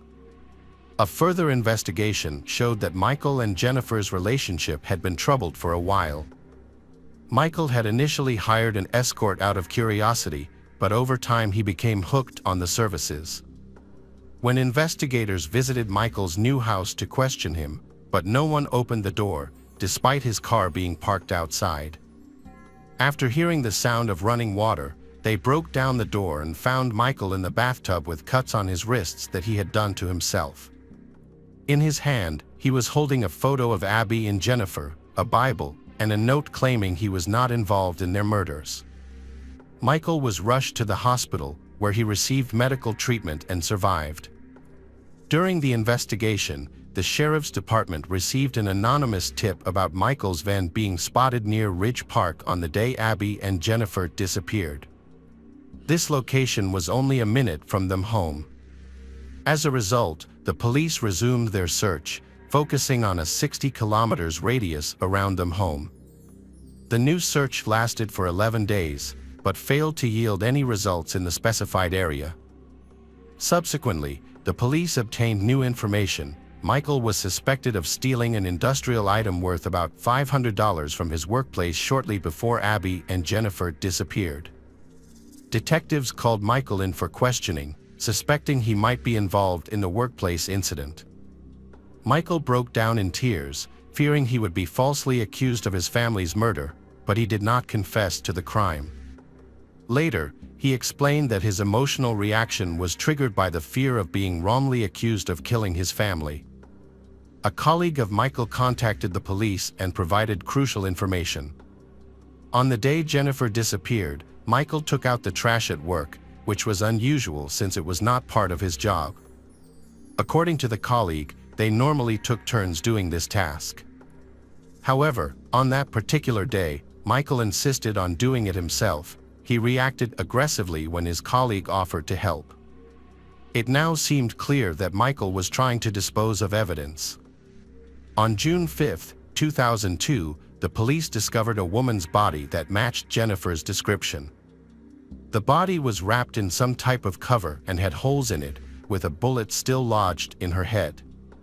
It appeared that the killer had discarded her body in a landfill.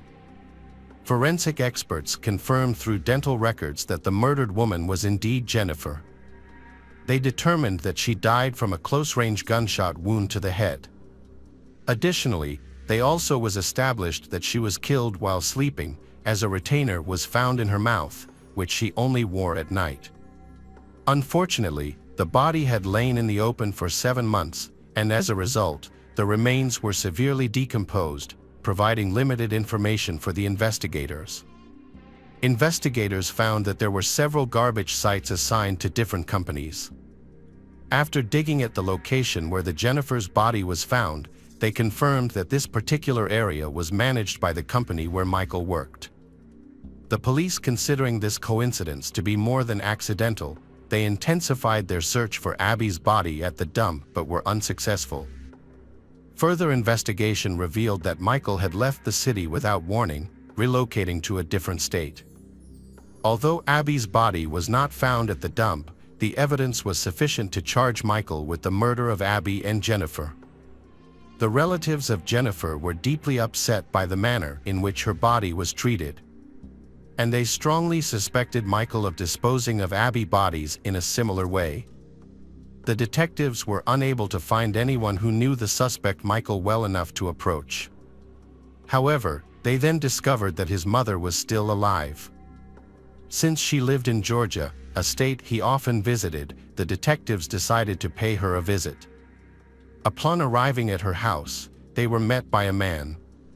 He was identified as Michael, who was subsequently arrested and transported back to Colorado to face charges of double first-degree murder. Following Michael's capture, the search teams decided to re-examine the landfill area. They regrouped and brought in volunteers to aid in the search. Over the course of 7 weeks, they searched through 7,000 tons of trash, but unfortunately, they never found Abby's body. The prosecutor's office suspected that Michael was living a double life.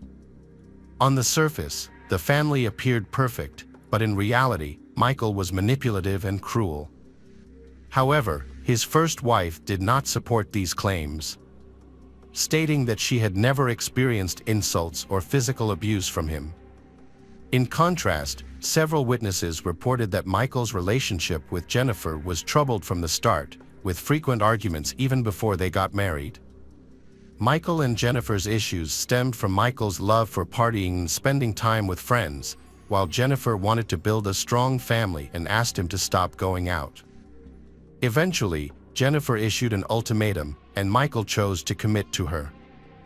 They got married, and soon after, they had a child. During this time, Michael was still serving in the Navy, which often left Jennifer alone to cope with postpartum depression and care for their newborn daughter. Although she faced many difficulties, but Jennifer never complained. However, the relationship began to deteriorate due to domestic issues. After that, Michael found a job as an engineer, and things seemed to improve. He also started teaching at a Sunday school. However, his fellow teachers disagreed with his teaching methods and views on discussing topics like sex and abortion with teenagers. His liberal approach clashed with the conservative values of the Sunday school, leading to him having to quit his job there. Following this, the Blagg family traveled a bit more before settling in a new location to start fresh. This move resulted in big debt because their house in South Carolina took a long time to sell. Jennifer was initially unhappy in their new home and frequently called her friends, wishing to return. However, since Michael was earning a good income and managing to pay off their debts, she chose to stay with him during this challenging time. Before the violent incident occurred, there seemed to be a serious issue in the marriage. A local law firm employee reported that a few days before Jennifer's disappearance, she sought marriage and family counseling. Unfortunately, she was turned away because the lawyer was on vacation. Jennifer revealed that she had been a victim of Michael's violence and wanted to initiate a divorce. The firm intended to assist her as soon as they returned, but she vanished before they could meet again. Although police searched her house, car, and garage, they found no traces of her blood. However, it was suspected that Abby was likely murdered because she may have witnessed her mother's, Jennifer, murder. It was believed that she was probably strangled, which could explain why there were no blood traces found. The prosecutor's office decided to pause proceedings to gather information about the child Abby. Without a body, proving the murder would be extremely challenging. Michael was released on bail and allowed to stay with his mother within the city while awaiting the hearing. Michael claimed he could not have killed his family, stating he had no motive.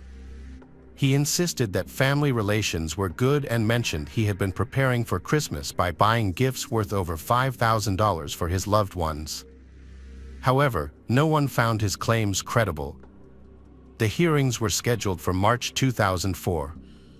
It was believed that Jennifer wanted to end her relationship with her husband, Michael, who did not agree and became angry. The prosecutor's office suspected that he killed both his wife and possibly their daughter during the night, then hid their bodies and went to work in the morning, trying to dispose of them with the trash. After his work shift, Michael returned home and called the police. Jennifer's mother testified for the prosecution. At first, she supported Michael, but her opinion changed when she saw the evidence. She claimed that Michael had been abusive to Jennifer for a long time, particularly when he was drinking. During those times, he would often attack and choke Jennifer, sometimes leaving her unconscious. After 12 hours of deliberation, the jury found Michael guilty of murdering Jennifer and sentenced him to life imprisonment without the possibility of parole on April 16, 2004. Although the trial concluded, but Michael's story did not end there. 10 years later, Michael had a chance to retry his case. Throughout the years, his lawyers searched for any possible ways to appeal. One major issue was that one of the jurors was blind, making it difficult for him to fully assess the evidence presented. Additionally, a female juror had intentionally provided false information on her questionnaire. She later confessed, explaining that her bias against Michael stemmed from her own experiences as a long-term victim of domestic violence. This affected her ability to objectively consider the details of the case, resulting in her vote against him. As a result, the verdict was overturned, and preparations for a new trial began. The lying juror was found guilty of contempt of court and received the 10-day prison sentence along with a $10,000 fine. In a surprising turn, the defense introduced a new suspect, a man named Philip Ruins, from Montana. He was linked to a series of brutal rapes, and both Jennifer and Abby were among his many victims. In November 2001, it was reported that he was in Colorado around the same time Abby and Jennifer went missing. Philip had a history of brutal crimes but had never faced punishment until now. In 201st, a new trial was held for him. This time, the prosecution called in an expert to analyze the crime scene. The expert suggested that the arrangement of objects in the house indicated a staged crime rather than a genuine robbery. He noted that the crime was executed clumsily and unprofessionally. According to his assessment, Jennifer was shot while she was asleep in her bed. The assailant then held her down until her heart stopped, after which he removed her body from the house and placed it in a van. Unfortunately, the expert could not provide any useful information about Abby due to a lack of evidence. Michael's family said he was heartbroken after his wife and daughter went missing. They all embraced and cried together, creating a deeply emotional scene. They found it hard to believe that he could be involved in his wife's murder. During the interrogation and trial, Michael remained quiet and composed, showing little emotion. The prosecutor interpreted his calm demeanor as a sign of guilt. However, Michael's lawyer argued that such behavior was typical for a conservative husband. Despite the lawyer's efforts, Michael was once again found guilty of murdering his wife and was sentenced to life in prison without the possibility of parole. Meanwhile, investigators were also looking into Philip. He was a convicted sexual predator serving 200 years for creating and distributing child pornography and for sexually abusing minors. Philip lured his young victims through his online forum. When police searched Philip's home, they discovered a list of victims' names that included Jennifer and Abby, with the date of the kidnapping coincides with the time of their disappearance. However, there is no physical evidence linking Philip to this crime, no fingerprints or DNA were found at the scene, and his handwriting did not match any evidence. Additionally, it is unclear how Jennifer's body ended up in the landfill, where trash from her husband's workplace was dumped. As a result, Investigators did not believe Philip was involved in the murder of Jennifer or the disappearance of Abby. However, the trial against Philip Ruins for various charges was difficult. Many of his victims experienced significant mental health problems due to the violence they endured. Some faced substance addiction, while others suffered from persistent nightmares. Unfortunately, there has been little advancement in the investigation into Abby's disappearance, as Philip has not admitted to the murders of either Jennifer or Abby. Abby's body has still not been located, and her fate remains unknown. She could possibly still be alive. A portrait of Abby has been created, and debates are ongoing about whether Michael is truly guilty of his wife's murder or if he was wrongfully convicted. Hello again, true crime fans. We've got another mysterious case to explore. The case of Alexis Rasmussen. Alexis Rasmussen was born in 1995 and grew up in North Ogden, Utah, a small town known for its quiet and not far from Salt Lake City. She loved dancing, reading, and spending time with her family, especially with her brother, who was her best friend. They enjoyed watching movies and chatting together for hours. Alexis was cheerful, sociable, and always smiling. She wanted to be independent and earn her own money for personal expenses. Like many teens, she decided to work as a nanny to earn some extra cash. In the spring of 2011, Alexis started searching for a part-time nanny job. She learned of a couple nearby looking for childcare help. She applied and was hired immediately after the interview. The couple, DEA and Eric Millerberg, were 38 and 36 years old, respectively. They were seen as decent and educated, attending church every Sunday. DEA worked at the hospital, and they had 2 daughters. Alexis's meeting with them went well, and they quickly built a good rapport. She started working almost daily, caring for their children while they was at work. The eldest daughter, from DEA's previous marriage, was 5 years old, and the youngest was just 9 months old. Everyone was happy. Alexis had pocket money, which she spent as she wished and even managed to save some. Eric and DEA were finally able to go to work normally and spend time together, appreciating that their children were always supervised by a young nanny. Meanwhile, Alexis's parents were pleased that their daughter was earning her own money and showing a desire to work, rather than spending time at questionable parties. Many of her friends also worked as nannies or waitresses, so this was considered normal. This thing was ideal for everyone until a tragedy occurred. On September 10, 2011, as usual, Alexis went to babysit the Millerberg family's 2 children during the day. She was supposed to return home in the evening.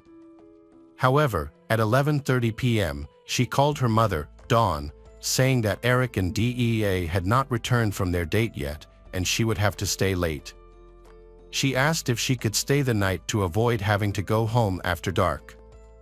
Her parents agreed, they trusting the Millerbergs as a decent family and they think nothing bad will happen. This was the last call her mother received from her daughter. In fact, Alexis' relationship with the Millerberg family was complicated. When she met Day, she quickly fell under their negative influence. Despite their respectable appearance, but they had a troubled past. Both had been convicted for distributing illegal substances, and Eric had committed other crimes. At the time of these incidents, both were on probation for another offense, but neither Alexis nor her parents were aware of this, nor did they suspect she might be in danger at their house.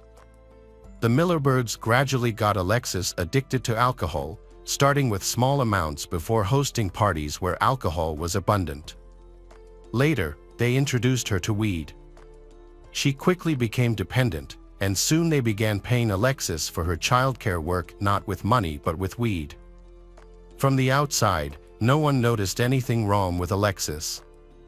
She took very little and returned home late, so her parents were unaware of her new addictions and believed she was in good hands.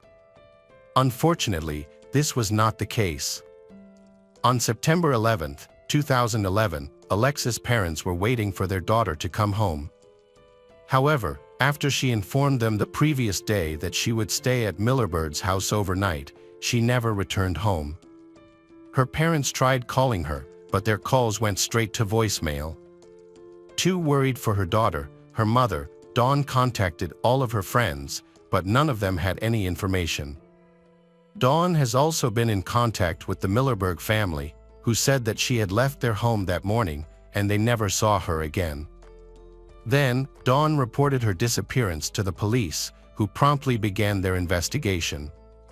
Police have issued a missing persons notice for Alexis and questioned Eric and DEA, as they were the last known individuals to see Alexis. When the police arrived at the Millerberg home, Eric and DEA refused to let them inside, saying the house was untidy.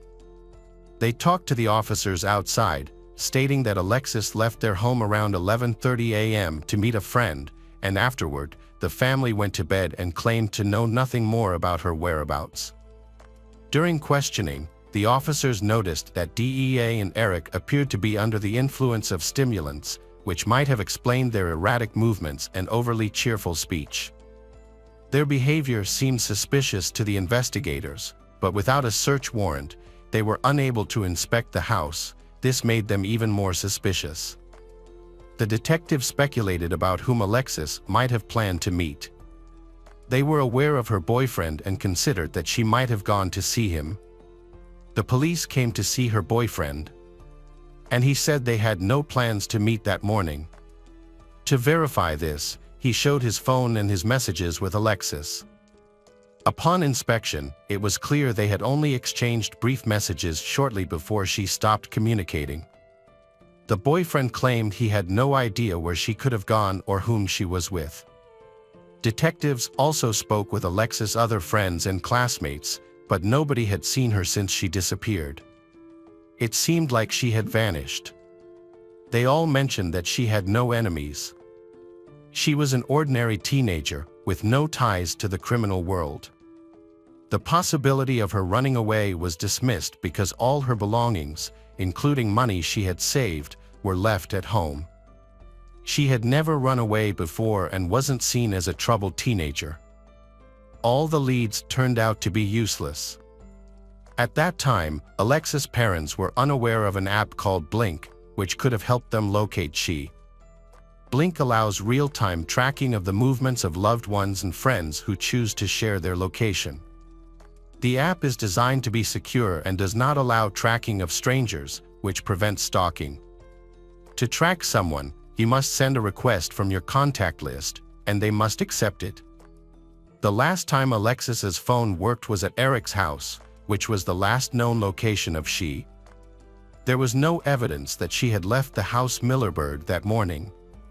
Investigators started looking into Eric and DEA more closely and discovered that they had a history of distributing illegal substances, and Eric has a lot of criminal records. During the investigation, police learned that Alexis's friends knew about the true nature of the relationship between Alexis and the Millerberg family. Alexis, along with several other teenagers, including friends who had also disappeared, looked after their children. The teenagers were pleased with these working conditions because it gave them access to alcohol and substances. Multiple witnesses confirmed that DEA sold prescription drugs to Alexis, for which she received about $100. Detectives continue to question Eric and DEA, informing that they knew about illegal drug activities. Then, Eric and DEA admitted to giving drugs to teenagers, but denied any involvement in Alexis's disappearance. Despite their denial, they were arrested for distributing illegal substances and violating probation terms. They faced up to 5 years in prison. The case was further complicated because they were supplying drugs to minors. The police also reached out to Eric and DEA's friends and acquaintances for information, but everyone refused to cooperate. By this time, detectives were convinced that Eric and DEA were responsible for Alexis's disappearance. Detectives have obtained a search warrant for the Millerberg family home and conducted a search. Although they didn't find anything suspicious, they did discover a large quantity of illegal substances. Their 2 children, The eldest daughter was placed with her biological father, while the youngest child went to a foster family. A month into the investigation, a confidential informant contacted the officers by phone. He revealed that on the night of the disappearance, Alexis stayed at the Millerberg family house. She didn't leave or meet anyone the next morning. That night, Eric offered her strong substances, and she agreed to try them. Afterward, she started acting crazy and not understanding what she was doing. Eric persuaded her to engage in intimate relations. During the incident, Eric and DEA noticed that the girl was extremely disoriented and had an unusually low body temperature. DEA, who had medical training, realized she needed urgent assistance. They carried her to the bathroom and placed her in hot water to warm her up. Then, she regained consciousness and seemed to improve. She asked to be left alone to relax. Eric and DEA left the house to smoke and think about their next steps, as they were very frightened by Alexis's condition. When they returned, they noticed she was still cold. They then took her out of the water, wrapped her in a warm blanket, and placed her on the bed. They went out again for another smoke break to discuss the situation. Upon returning, they found she unconscious, with a mucus-like substance coming from her mouth. DEA, being a nurse, attempted to resuscitate her using all her skills, but it was too late, she had already died.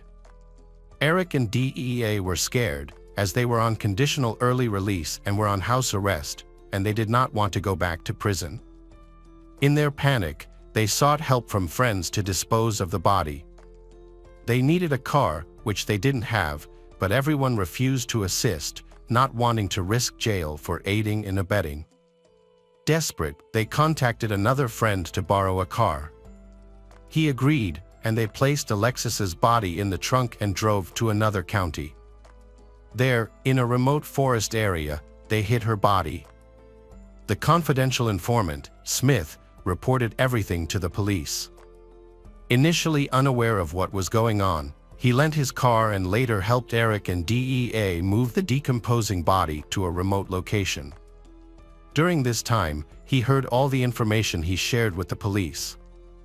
Feeling remorse for assisting he decided to disclose everything to the investigators, who needed this information. Thanks to his tip, the police discovered the body of Alexis on October 18, 2011, 38 days after she disappeared. The victim was found in a fetal position, with her legs pulled close to her body, partially concealed in a garbage bag. Due to the body's advanced decomposition, the police could not immediately identify her. The body was in a shallow grave. A detailed forensic examination was required to confirm her identity, determine the cause of death, and the circumstances surrounding the incident. The identity of the girl, Alexis Rasmussen, was confirmed through dental records and fingerprints, exactly as predicted. Autopsy results and post-mortem analysis showed that Alexis had 7 times the lethal dose of a potent toxin in her body, which may have been the cause of death. However, there were also signs of strangulation, blunt force trauma, and stab wounds on her body. Due to the body's poor condition and advanced decomposition, it was difficult to identify all the wounds accurately, making it impossible to determine the exact cause of death. As a result, an overdose was concluded as the cause of death, but it was clear that this was not an accident. The girl had been abused. Alexis' family requested privacy during the investigation because she was a minor. A memorial service was held in her hometown of Ogden, attended by many residents. The teenager was buried on October 29th. Informant, Smith, was promised immunity from charges of complicity in exchange for his cooperation.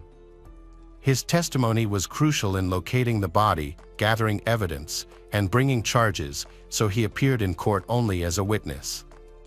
During the trial preparation, phone records from Eric's mobile phone were reviewed. On the night Alexis disappeared, he called his friend several times, asking for help to dispose of something.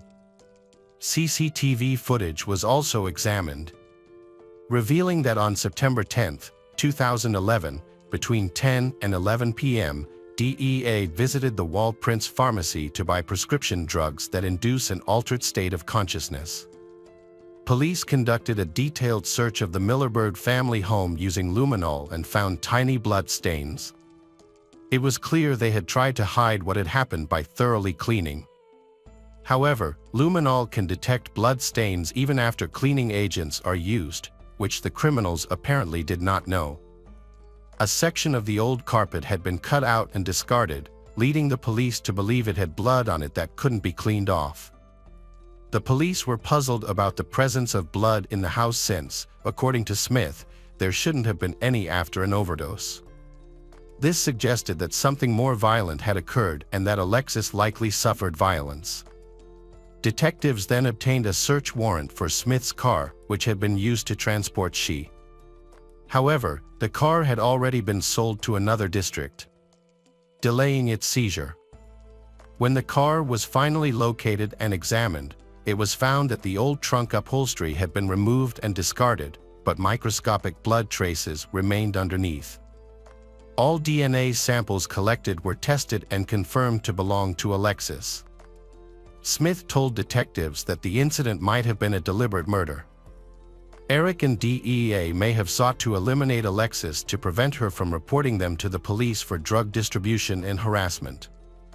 The police supported this theory, as there were indications of a premeditated crime. Initially, Eric faced charges of child abuse and drug distribution, while DEA was only charged with forging a prescription for medical drugs. After new evidence surfaced, Eric was additionally charged with first-degree murder, attempting to obstruct justice, and engaging in sexual activities with a minor. A forensic examination later revealed that Alexis' body was abused post-mortem, which constituted a criminal offense under state law. Eric and DEA was decided to be tried separately, and DEA's trial began in April 2012. She was accused of illegally obtaining a prescription for illegal substances and obstructing justice. In 2015, she was sentenced to 7 years in prison. However, by then, she had already served 3 years during the trial. She was to be sent to prison to complete her sentence. She was extremely outraged by the jury's decision. Then, she gave a heartfelt speech, expressing regret for what happened, but she did not admit guilt or involvement in Alexis' death, claiming her husband, Barrick, was responsible. She offered excuses and also expressed her deepest condolences to the Alexis family. The court deemed imprisonment appropriate for Eric and DEA's actions, distributing substances to minors, engaging in sexual intercourse, and intentionally drugging a teenager with illegal substances. Additionally, they attempted to hide the body and mislead the investigation. Notably, the body was buried twice because Eric thought the first location was not secure enough. This indicated careful planning of the crimes. DEA stated that after 3 years in prison, she realized her mistakes and wanted to reintegrate into society. She requested freedom, but no one believed her intentions were genuine. Her actions were seen as an effort to avoid more jail time, so the commission decided she should remain imprisoned. DEA was sent back to jail to serve the rest of her sentence. However, she soon became eligible for parole. While in prison, her relationship with Eric fell apart. They argued, and DEA filed for divorce, which was finalized. During his imprisonment, Eric changed the tattoo on his neck from DEA's name to Death, which was in English. This change led to disciplinary action against him. In July 2013, Eric Millerbird's trial began. By March 2014, he pleaded not guilty to all charges. He claimed that the night Alexis disappeared, she stayed with them to babysit. After returning from a date, they used substances together at her request. They all attempted to engage in sexual activity. Regarding the drug use, Eric asserted that Alexis used the substances voluntarily. During the trial, Eric's criminal history was revealed. Between 1997 and 2011, he faced multiple charges, including burglary, firearm offenses, and resisting arrest. During the trial, the front rows of the courtroom were filled with Alexis' friends and acquaintances, all visibly grieving. This hearing was particularly challenging for them as it revealed sensitive details about the life of the underage girl for the first time. Previously, her relatives were unaware that she was paid in substances by her employers for her work as a nanny. These adults had gotten her addicted. However, Eric showed no remorse for exploiting the girl. He remained jailed during the trial for providing illegal substances to minors and harassing them. This situation likely led to conflicts for Eric in prison. He was attacked by his cellmate, Simon Russell, who stabbed him around 30 times, focusing on his head and neck. He also suffered multiple defensive wounds on his hands. He was then taken to the hospital, where his condition was deemed satisfactory after receiving first aid. He survived the attack. The day after, Simon was charged with attempted murder and obstruction of justice. Eric's provocative behavior was seen as outright disrespect both in jail and in the courtroom. He not only supplied Alexis, a 16-year-old girl, with marijuana but also repeatedly attempted to have sexual relations with her. On the night of the girl's death, he assaulted her even after she had died. Eric's wife, DEA, testified against him, accusing him of committing the crime.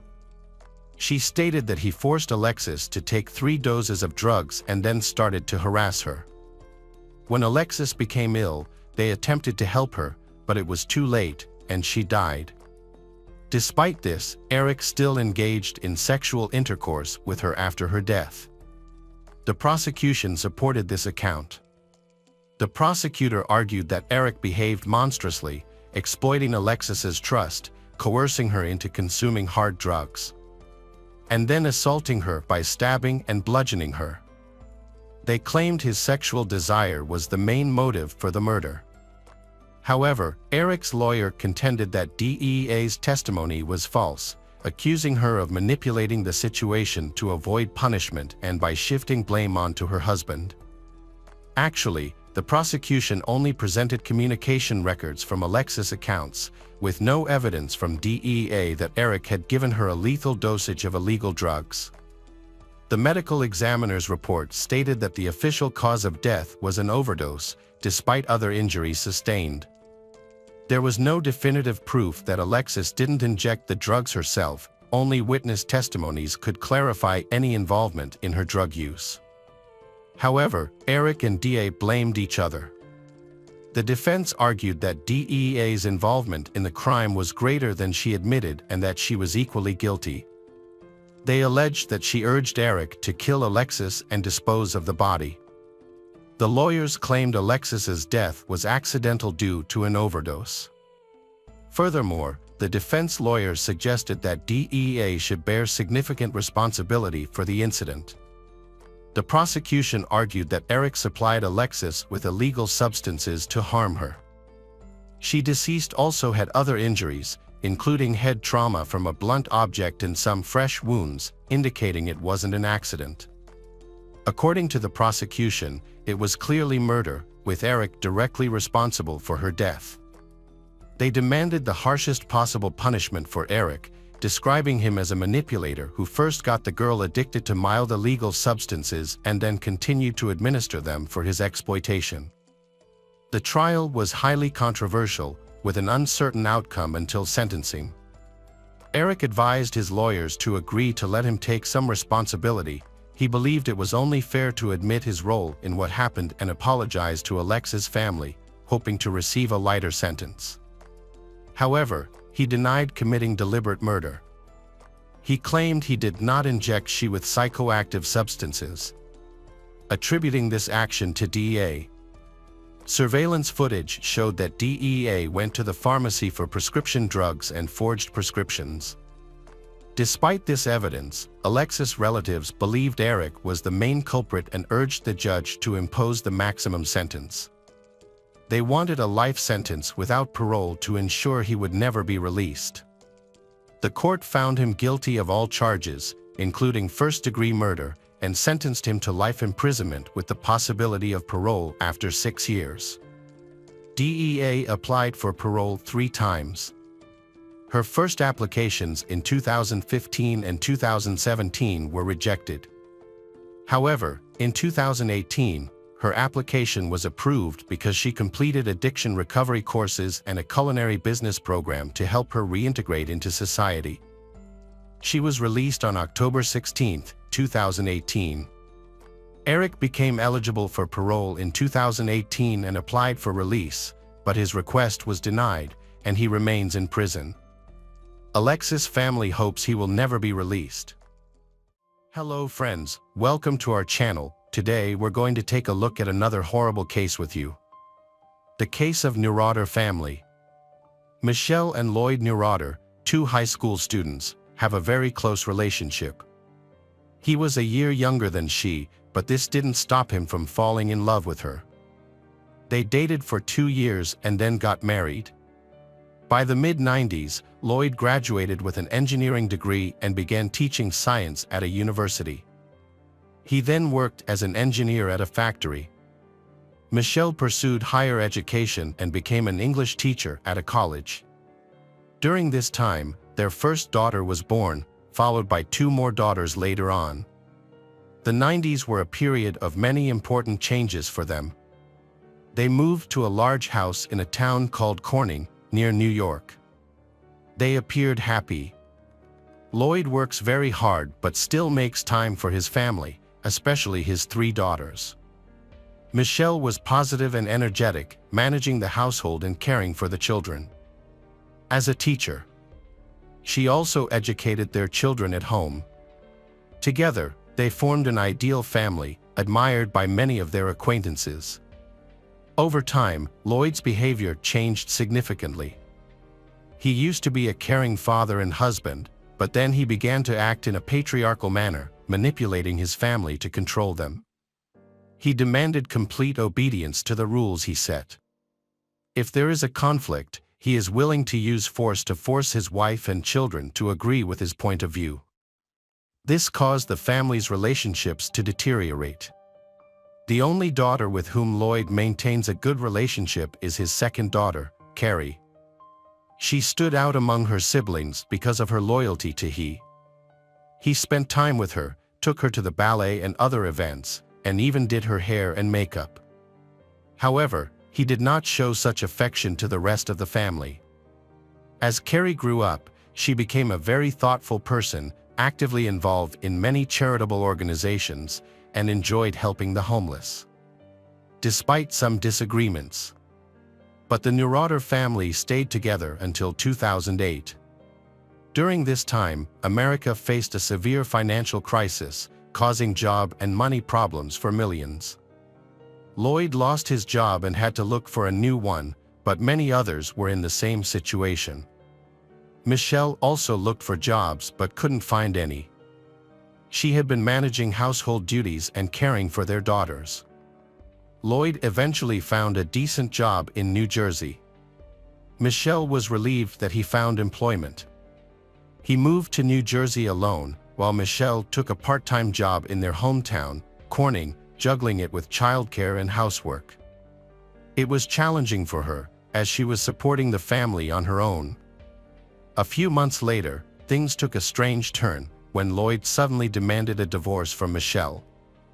This decision was unexpected because there had been no serious signs of trouble in their marriage. Even their friends hadn't noticed any quarrels between them. Lloyd's decision was a complete shock to Michelle and children, leaving her feeling lost. She had been an excellent mother and wife, but her husband put her in a difficult position. He claimed that during their time apart, he has no more feelings and no longer wanted to be with her. Worse still, before proposing the divorce, he had that she cut off all ties with her family and friends. This further upset Michelle, as she felt isolated and lacking support. Despite experiencing a nervous breakdown, she managed to pull herself together. She found a job as an English teacher at a college and became a single mother. Several years after the divorce, Michelle and her children moved to another house in the same city. Her daughters had grown up, which made her life easier. The girls can help with housework and take care of themselves. This allowed Michelle to focus more on her work. She has built a successful career and made a lot of money. Even so, Lloyd, a manipulative person, still makes things difficult when fights over child support and arguing about alimony. The divorce process lasted about 5 years, during which Lloyd repeatedly attempted to discredit Michelle to gain custody. Despite this, Michelle fought back, she defending herself in court and made a rebuttal against Lloyd. Lloyd was a skilled manipulator, and after 2010, the middle daughter, Carrie, moved in with him. Little girl believed it was her own decision because she loved and missed her father. The other children did not agree with her choice and urged her to stay with their mother, Michelle. In court, the judge supported the decision of the other children to remain with Michelle. On August 28, 2017, a family friend arrived at Michelle's house to pick up her youngest daughter for swimming practice. As he got out of the car and approached the house, he noticed Michelle in an unusual position by the stairs, visible through the living room window. He knocked on the door, but no one answered, and Michelle didn't move. The dog was barking continuously, which made him feel uneasy. He found the door was unlocked. So he went inside to check. As he got closer, he realized that Michelle was not standing but was hanging from the railing. He checked her pulse, but her hand was cold and numb. He immediately called 911, reports that Michelle appears to have ended his life. When emergency services arrived, they confirmed that 46-year-old Michelle had been dead for some time and beyond repair. The police searched the house but found no one else present, even though Michelle lived there with her 14-year-old daughter. Carrie lived with Lloyd, and the eldest daughter was away at college. At first, it seemed like Michelle had committed end his life. However, as the police investigated, they found more inconsistencies in the case. There were marks on Michelle's face, suggesting the incident may have been staged. It was also strange that the youngest daughter was nowhere to be seen, even though she was supposed to be home. This led the police to consider both murder and the possible kidnapping of the child. Detectives contacted Carrie and Lloyd. They first reached Carrie, and the little girl said that her youngest sister was there. This interested the police, as the younger daughter never missed training and did not want to go to her father's house, Lloyd. Michelle hadn't allowed her to miss school the day before, so why did she go there? The police then confirmed this with Carrie. Carrie explained she had stayed overnight at Michelle's. Carrie and her sister left Michelle's home long before a family friend discovered Michelle. According to little girl, Michelle had been unstable and hysterical during the day, so Carrie didn't want to leave her younger sister with her mother and took her with her. The story seemed implausible because Michelle's body was cold when discovered, indicating she had died long before. This contradicted Carrie's statement that they left shortly before a family friend found Michelle's. Contacting Michelle's acquaintances and friends also made Carrie's story more suspicious, as they provided a different perspective to the police. A friend mentioned that 2 days before her death, Michelle attended a court hearing about custody issues for her youngest daughter. Lloyd was actively fighting for custody, but he was unexpectedly absent from the last meeting and did not answer calls, which was very unlike him. Michelle was very happy because she would win custody of her youngest daughter. She even celebrated with her lawyer, confident she would be granted full custody due to Lloyd's absence. Therefore, she had no reason to be anxious or depressed, as the custody issue had been resolved in her favor. Michelle's mother, Jeannie, upon learning about the tragedy, immediately informed the police that she suspected Lloyd of being responsible for her death. She could not believe that Michelle would choose to end her own life and leave her children behind. Consequently, Lloyd became the prime suspect, because for years, he tried to take away Michelle's custody, and their divorce had been contentious. It was initially difficult to reach Lloyd. According to Carrie, he was with her at the time of the murder, help her settle into her new home before going to university. Lloyd spent the night at a hotel in Rochester, which is about 160 kilometers from Cortland, and then flew to California for a job interview, placing him 4,000 kilometers away. When investigators contacted Lloyd and informed him of Michelle's death, he showed no emotion. After the trial, Lloyd went to the police station and confirmed Carrie's claim that during the time of Michelle's death, he was in another city helping Carrie move. According to Lloyd, Carrie came to see him at the hotel to see how he was getting along. He then took little girl to the parking lot, and she left, and he returned to his room. He provided the hotel reservation as evidence. Although he agreed to take a polygraph test, he never did. Detectives couldn't file charges due to insufficient evidence, but they were suspicious The police began reviewing CCTV footage and phone records to track the movements of Lloyd and Carrie in the days leading up to Michelle's death. They found inconsistencies between the footage and the location of Lloyd's phone, suggesting he was deliberately leaving his phone behind to hide his movements. It became clear he was not truthful. Carrie was indeed with he at a Rochester hotel, but in the evening, they went to the parking lot, and he did not return to the room as he claimed. They went somewhere on the night of the murder and only returned at 7 a.m. the next day. Investigators found that Lloyd was in financial trouble. He has to bear large debts. He owed $100,000 on one credit card and was in desperate need of money. However, after the death of Michelle, he received over $200,000 from her life insurance, which was beneficial for him. This made investigators more suspicious of him, and they to scrutinize him more closely. When checking the location data from Carrie and Lloyd's cell phones, investigators found out that it seemed like Carrie was involved too. The decision was made to monitor the conversations between Carrie and Lloyd. Wiretaps of their phone calls revealed they were indeed hiding something. They avoided many topics during their discussions, and Lloyd often abruptly ended Carrie's questions, as if aware they were being monitored. Some conversations were deferred to face-to-face meetings.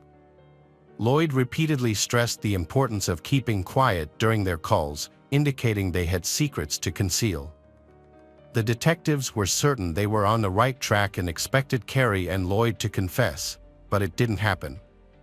So, the police decided to accelerate the investigation by speaking to Carrie directly. They invited her for questioning. However, she did not go to the police station, making various excuses. Through wiretapping, the police discovered that Lloyd was pressuring her to delay and forbade her from going to the station to avoid exposure. Meanwhile, a forensic expert performed an autopsy on Michelle and confirmed clear signs of murder. He found bruises around her eyes and marks on her chin. It appeared she was attacked from behind and strangled. The attacker held her by the throat, making it difficult for her to resist. It was evident that she hadn't committed to end his life, and the situation was clearly a setup. This forced them to contact Carrie again. However, she continued not to go to the police station. The detectives didn't want to hear her excuses anymore, so they met her right after school. She was caught off guard and confused at the police station. Initially, she denied everything. She admitted to being with Lloyd at Michelle's house that morning, but claimed she didn't know what happened there. Her parents started arguing, then they went upstairs and continued arguing. Under pressure from the detectives, Carrie revealed an even more terrifying than Lloyd's. Carrie confessed that Lloyd really killed Michelle, and she was there to ensure her sister didn't witness the crime. She was actually an accomplice to the murder. A week before the incident, she and Lloyd planned to make it look like Michelle had ended her life. The police listened to the candid confession of she. She admitted to hating her mother but couldn't explain why. She idolized her father, Lloyd. This is typical behavior of a manipulated person. Under Lloyd's influence, Carrie's hatred for Michelle grew, he manipulating her until the end. This manipulation led her to become an accomplice, agreeing to help him, covering for him, and help prove his alibi. The police arrested Carrie. Then, they went to Lloyd's house, but he wasn't there. Investigators tracked him down in Princeton using his phone. When officers arrived at the parking lot where he was located, Lloyd saw them and climbed onto a railing, threatening to jump from the 5th floor. After 2 hours of negotiations, the police were able to reach him, and he was arrested. He was charged with first-degree murder, conspiracy to commit murder, and tampering with evidence. He was shocked by the arrest and denied all charges. He claimed he was at a hotel during the crime. Phone records supported his alibi, and he had a room reservation at the time. However, CCTV footage showed him leaving the hotel with Carrie at night and returning during the day. GPS data placed him near Michelle's house at the time of the murder, and Michelle's pajamas had his DNA. This evidence dismantled his alibi. 19-year-old Carrie was charged with second-degree murder, conspiracy to commit murder, and concealment of evidence. She faced a potential life sentence with the possibility of parole after 25 years. To avoid the maximum penalty, she admitted her guilt and agreed to cooperate with the prosecution. She was required to testify against her own father at the trial. During the trial, the prosecutor highlighted a troubling aspect of the case: Carrie was directly involved in the crime. She was present in Michelle's house and assisted Lloyd. Despite having multiple chances to stop the crime, she chose not to intervene and instead helped her father murder her mother. According to the evidence, Carrie and Lloyd arrived at Michelle's house early in the morning. She trusted them and opened the front door, unaware of the impending betrayal by they. Lloyd attacked Michelle and strangled her with a rope. While this happened, Carrie ensured that her younger sister remained asleep and did not witness the crime. After the murder, they left through the back door, preventing the younger sister from realizing what had occurred inside the house. The evidence collected by the detectives included nearly 26 files. Most pointed out that Lloyd had been turning Carrie against her mother, Michelle, for years. He consistently insulted Michelle and portrayed her negatively. Once Carrie moved in with him, he began to restrict her communication. His goal was to kill Michelle and other children. Consequently, she unintentionally developed hatred toward Michelle. The prosecution claimed that the motive for the murder was to claim life insurance money and avoid sharing custody of his youngest daughter. Lloyd believed that making Michelle's death look like she had ended her own life would allow them to live comfortably with the money. In court, Carrie testified that Lloyd gave her a harsh ultimatum: either they kill her mother, or he might end his own life. He complained about his difficult financial situation because he had to pay $6,000 in alimony every month, stating he couldn't continue living this way. Faced with this, Carrie made a dire choice and agreed to help in the crime against Michelle. The prosecutor acknowledged that Lloyd manipulated Carrie and advocated for lenient punishment for her. Ultimately, he admitted his guilt in the murder. As a result, Lloyd was found guilty of first-degree murder and other charges. He was sentenced to life in prison without the possibility of parole and is currently held at Clinton Correctional Facility in New York. During the trial, Carrie's maternal grandmother, Jeannie, requested a lighter sentence for Carrie and a harsher sentence for Lloyd, who had tormented Michelle throughout their 25-year marriage and ultimately killed her. Jeannie expressed that she did not believe Michelle would have wanted a severe prison sentence for Carrie, but rather for little girl to lead a happy life. Carrie was found guilty of concealing evidence. The judge considered Jeannie's plea and the prosecutor's perspective, resulting in the lightest possible sentence of 1 to 3 years in prison. Carrie was released early on January 16, 2020. Hello, crime enthusiasts, are you ready for another chilling investigation? The case of Ashley Bush. Pregnancy and motherhood are often considered joyful times for many women. Families eagerly await the moment they meet their little one. Unfortunately, This did not happen to the Ashley Bush family. Ashley, 33, lives in Benton County, Arkansas, with her fiancé, Josh Willis. They are expecting a new addition to the family, as Ashley is 32 weeks pregnant. The couple has chosen the name Valkyrie Grace for their child. Ashley also has 3 other children: an 8-year-old and a 7-year-old from her previous marriage to Chris Bush, and a 2-year-old from her relationship with Josh. Ashley faced a challenging pregnancy and shared her health issues in online groups for expectant mothers.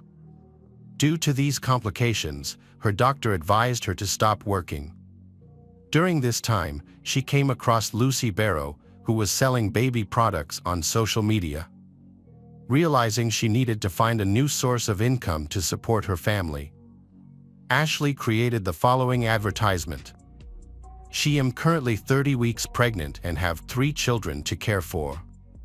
She am unable to work due to health issues, and she fiancé is having multiple back surgeries and also cannot work. She am looking for a part-time job that she can do from home using she mobile phone." Lucy responded to the ad, and they began communicating on Friday, October 28, 2022. They decided to meet at the public library. Ashley was accompanied by Josh, while Lucy arrived alone in a pickup truck. During the meeting, they talked about job opportunities at a company that provides digital platforms for businesses. Lucy shared her positive experiences working there, and Ashley asked for support in her job search. The meeting went well, and Josh commented that Lucy seemed friendly and trustworthy. Lucy then sends Ashley a text message stating that the head of the company is interested in Ashley's application and would like to meet her on Monday, October 31, 2022, in Bentonville, Kansas, at 9 a.m. They agreed to meet first at the Handy Stop located in the Handy Mart gas station. Lucy plans to drive Ashley to the meeting with her boss. On the day of the meeting, Josh drives Ashley to the designated location. Lucy arrives in the same pickup truck she used for their previous meeting at the library. Ashley gets into Lucy's car and they drive to the interview together while Josh goes to do his own thing. Ashley was with Lucy until 3 o'clock in the afternoon, but what happened during that time is unclear. Around 3 p.m., Ashley sent a text to Josh saying she was going back to the store where he had dropped her off and asked him to pick her up. Josh drove to the store and waited for Ashley inside.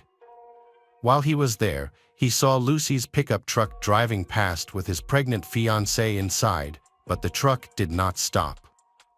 Lucy noticed him and sped up, quickly leaving the gas station. Josh shouted after her, confident that she heard him but chose to ignore him. He then got into his car and tried to follow the women, heading north on Highway 43, but eventually lost sight of them. Josh later said he clearly saw Lucy driving with Ashley in the passenger seat. He immediately tried to call Ashley, but her phone went to voicemail. It was unusual that Ashley didn't reach out to him. Throughout the evening, Ashley's family attempted to contact her, hoping for any response. Josh also called the company where Ashley was supposed to be interviewing to get more information about Lucy and their scheduled meeting with the manager. However, the company claimed that they had no record of Ashley and no meeting was scheduled.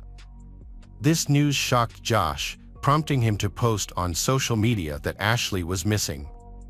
He detailed the situation and described Lucy as a 40-year-old white woman with shoulder-length brown hair. Ashley's family reported her kidnapping to the police, and the police immediately began searching for her. Josh informed the police that Ashley had just had an ultrasound, which showed that they were expecting a girl. Ashley was advised to limit her movements. Josh was extremely worried about Ashley and hoped she would return safely. The police have been searching for her non-stop since she went missing. The Benton County Sheriff's Office issued a missing persons alert that included Lucy's details, the store where they were last seen, and a description of Ashley's appearance on the day she went missing. She was wearing a black hoodie, blue jeans, and black loafers. On November 1st, Josh met with the police, and together they tracked Ashley's phone, which was found abandoned on the side of the highway near the Handy Stop store, where Ashley was supposed to meet Lucy. The police and Josh then went to the store to search for potential witnesses. The store employees were shocked to hear about Ashley's disappearance, as nothing like this had happened there before. The gas station typically sees around 300 visitors daily, and the staff did not recall seeing either Ashley or Lucy. On October 31st, the day Ashley disappeared, a man named Rick came forward with information. He stated that he and a friend were driving south on Highway 43 when they saw another driver heading north. This driver threw a red and black cell phone out of his vehicle. Rick described the vehicle as either a gray or light blue Chevy pickup truck. Police asked the public for assistance by urging anyone in the area that day to review footage from CCTV cameras, doorbells, and video recorders in hopes of uncovering any significant evidence. The police received information regarding the call records of Ashley and Josh's mobile phones to help create a timeline of their movements. Many witnesses reached out to them. Police also started identifying the person named Lucy, with whom Ashley had been in contact. Josh was able to identify the suspect through previous encounters. After investigation, the police were able to locate and identify the suspects. They were Amber and Jamie Waterman. When the police arrived at Amber and Jamie's home, the couple gave them permission to search the home. During the search, the police discovered a gray pickup truck that matched the description of the one Ashley and Lucy had been using. When they inspected the truck, they found blood on the center console, steering wheel, and roof. When police questioned Amber about her whereabouts on the day Ashley went missing, she said she was home all day with her son and daughter. She also mentioned that she was pregnant and in labor that day. That evening, Amber gave birth to a stillborn baby. When police asked Amber about her phone, she said she had lost it. She also said that she was the only one with access to the keys to her gray pickup truck. Amber denied knowing Ashley or ever dating her, but she did admit to knowing Lucy, as they worked together at Walmart. However, she said she was not close to Lucy and had not seen her in a long time. Police questioned Amber's husband, Jamie, about his activities on the day Ashley disappeared. During this questioning, the police seized their pickup truck and sent it to a forensic medical examiner for analysis. Around the same time, FBI agents became involved in the case. Police were looking into the circumstances of Amber's childbirth on the day Ashley went missing. The county sheriff reported that they received calls about a newborn baby not breathing on the night of October 31st, when Ashley was already missing. An ambulance intercepted Amber and Jamie near Longview, Missouri, as they were en route to the hospital, and a medical helicopter was on standby to transport the baby. Unfortunately, was unable to revive the baby, who was later pronounced dead. The coroner was called to take the baby to a local funeral home. The coroner said Amber was found with the placenta in her underwear when paramedics arrived, leading them to believe she had given birth. Amber refused any medical treatment or hospital admission. The baby was taken to a funeral home and Amber's placenta was also collected. On November 1st, Jamie and Amber went to the funeral home to arrange a service for the baby girl, whom they named Dakota, as soon as possible. The next day, November 2nd, they expressed their desire to have her remains cremated. The service was scheduled for 1 p.m. on November 2nd. On the morning of the scheduled funeral, the coroner received a call from police requesting DNA from the deceased baby and insisting on an autopsy. A witness said the funeral was normal, with about 12 people in attendance. The coroner arrived at the funeral home to retrieve the child's body for an autopsy. Amber's mood suddenly changed, and she repeatedly asked if there would be a DNA test. When she received confirmation that there would be, the couple suddenly stood up and left the funeral home. On November 3rd, police obtained a search warrant for Amber's home. During the search, they spoke with her husband, Jamie. He mentioned that on the evening of October 31st, he found blood in their gray Chevy pickup truck but didn't think much of it, assuming it was Amber's blood due to complications from her pregnancy.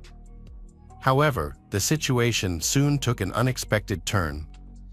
After the police finished their initial search and left his house at around 5 a.m. on Wednesday, November 2nd, Amber confessed to Jamie that Lucy did not exist and that she had killed Ashley. She then led Jamie to Ashley's body, which was dressed and lying face down by their boat, covered with a blue tarp. The police, during their preliminary search, did not check that area and therefore did not discover the body. Jamie agreed to help Amber dispose of the body, and they planned to burn it. Amber removed a ring from Ashley's finger and placed it in her pocket. They moved Ashley's body to the fire pit, with Amber uncovering it and dousing it with oil. Amber then gathered firewood to add to the flames.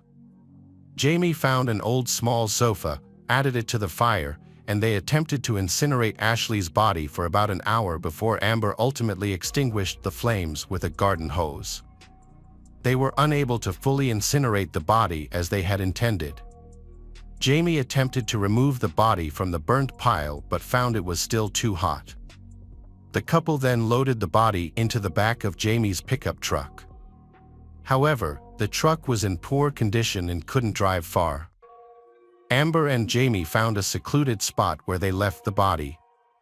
Shortly after, Jamie regretted helping his wife and decided to confess everything to the police. He went to the station to give a statement. After his confession, Jamie led the police to Ashley's body. They was taken aback by the state of the body. An autopsy later showed that the baby had been surgically taken out and the cause of death was a gunshot wound. On November 4th, Josh posted on social media that he was deeply saddened by what had happened. He said it was shocking to think that there were people capable of such acts and described Ashley as a wonderful mother and wife. She was a caring, kind person and did not deserve to go through this. He mentioned that her 3 children had just lost their mother, and he had lost his wife and daughter. He said that they would support each other during this difficult time, but that they were all heartbroken.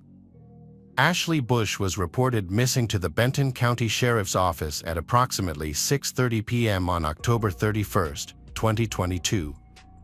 Her body was discovered on November 3rd, 2022.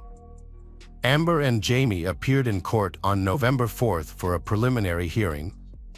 Amber, 42, faces 2 counts of attempted murder and 1 count of kidnapping, while Jamie is charged with being an accessory after the fact. Both were assigned public defenders. The prosecutor requested that they be held without bail until trial due to the seriousness of the charges, and the judge granted the request. The judge determined that Amber posed a danger to society and should remain in custody. They were then taken to the Greene County Jail in Missouri on November 4th. Amber refused to testify and maintained her innocence. It is still unclear where Ashley was murdered. During the investigation, it was discovered that Amber had attempted to lure other pregnant women by offering to sell baby clothes, despite having no clothes to sell. She was successful in this scheme until she met Ashley, who was looking for a job. Amber considered Ashley to be the ideal target. Amber Waterman, 44, was sentenced to 2 consecutive life terms in federal prison without parole for the deaths of Ashley Bush and her unborn child. Jamie has not yet been sentenced, but federal law says he could face up to 15 years in prison without parole, prosecutors said. A sentencing hearing will be scheduled after the U.S. Probation Office completes its pre-sentencing investigation.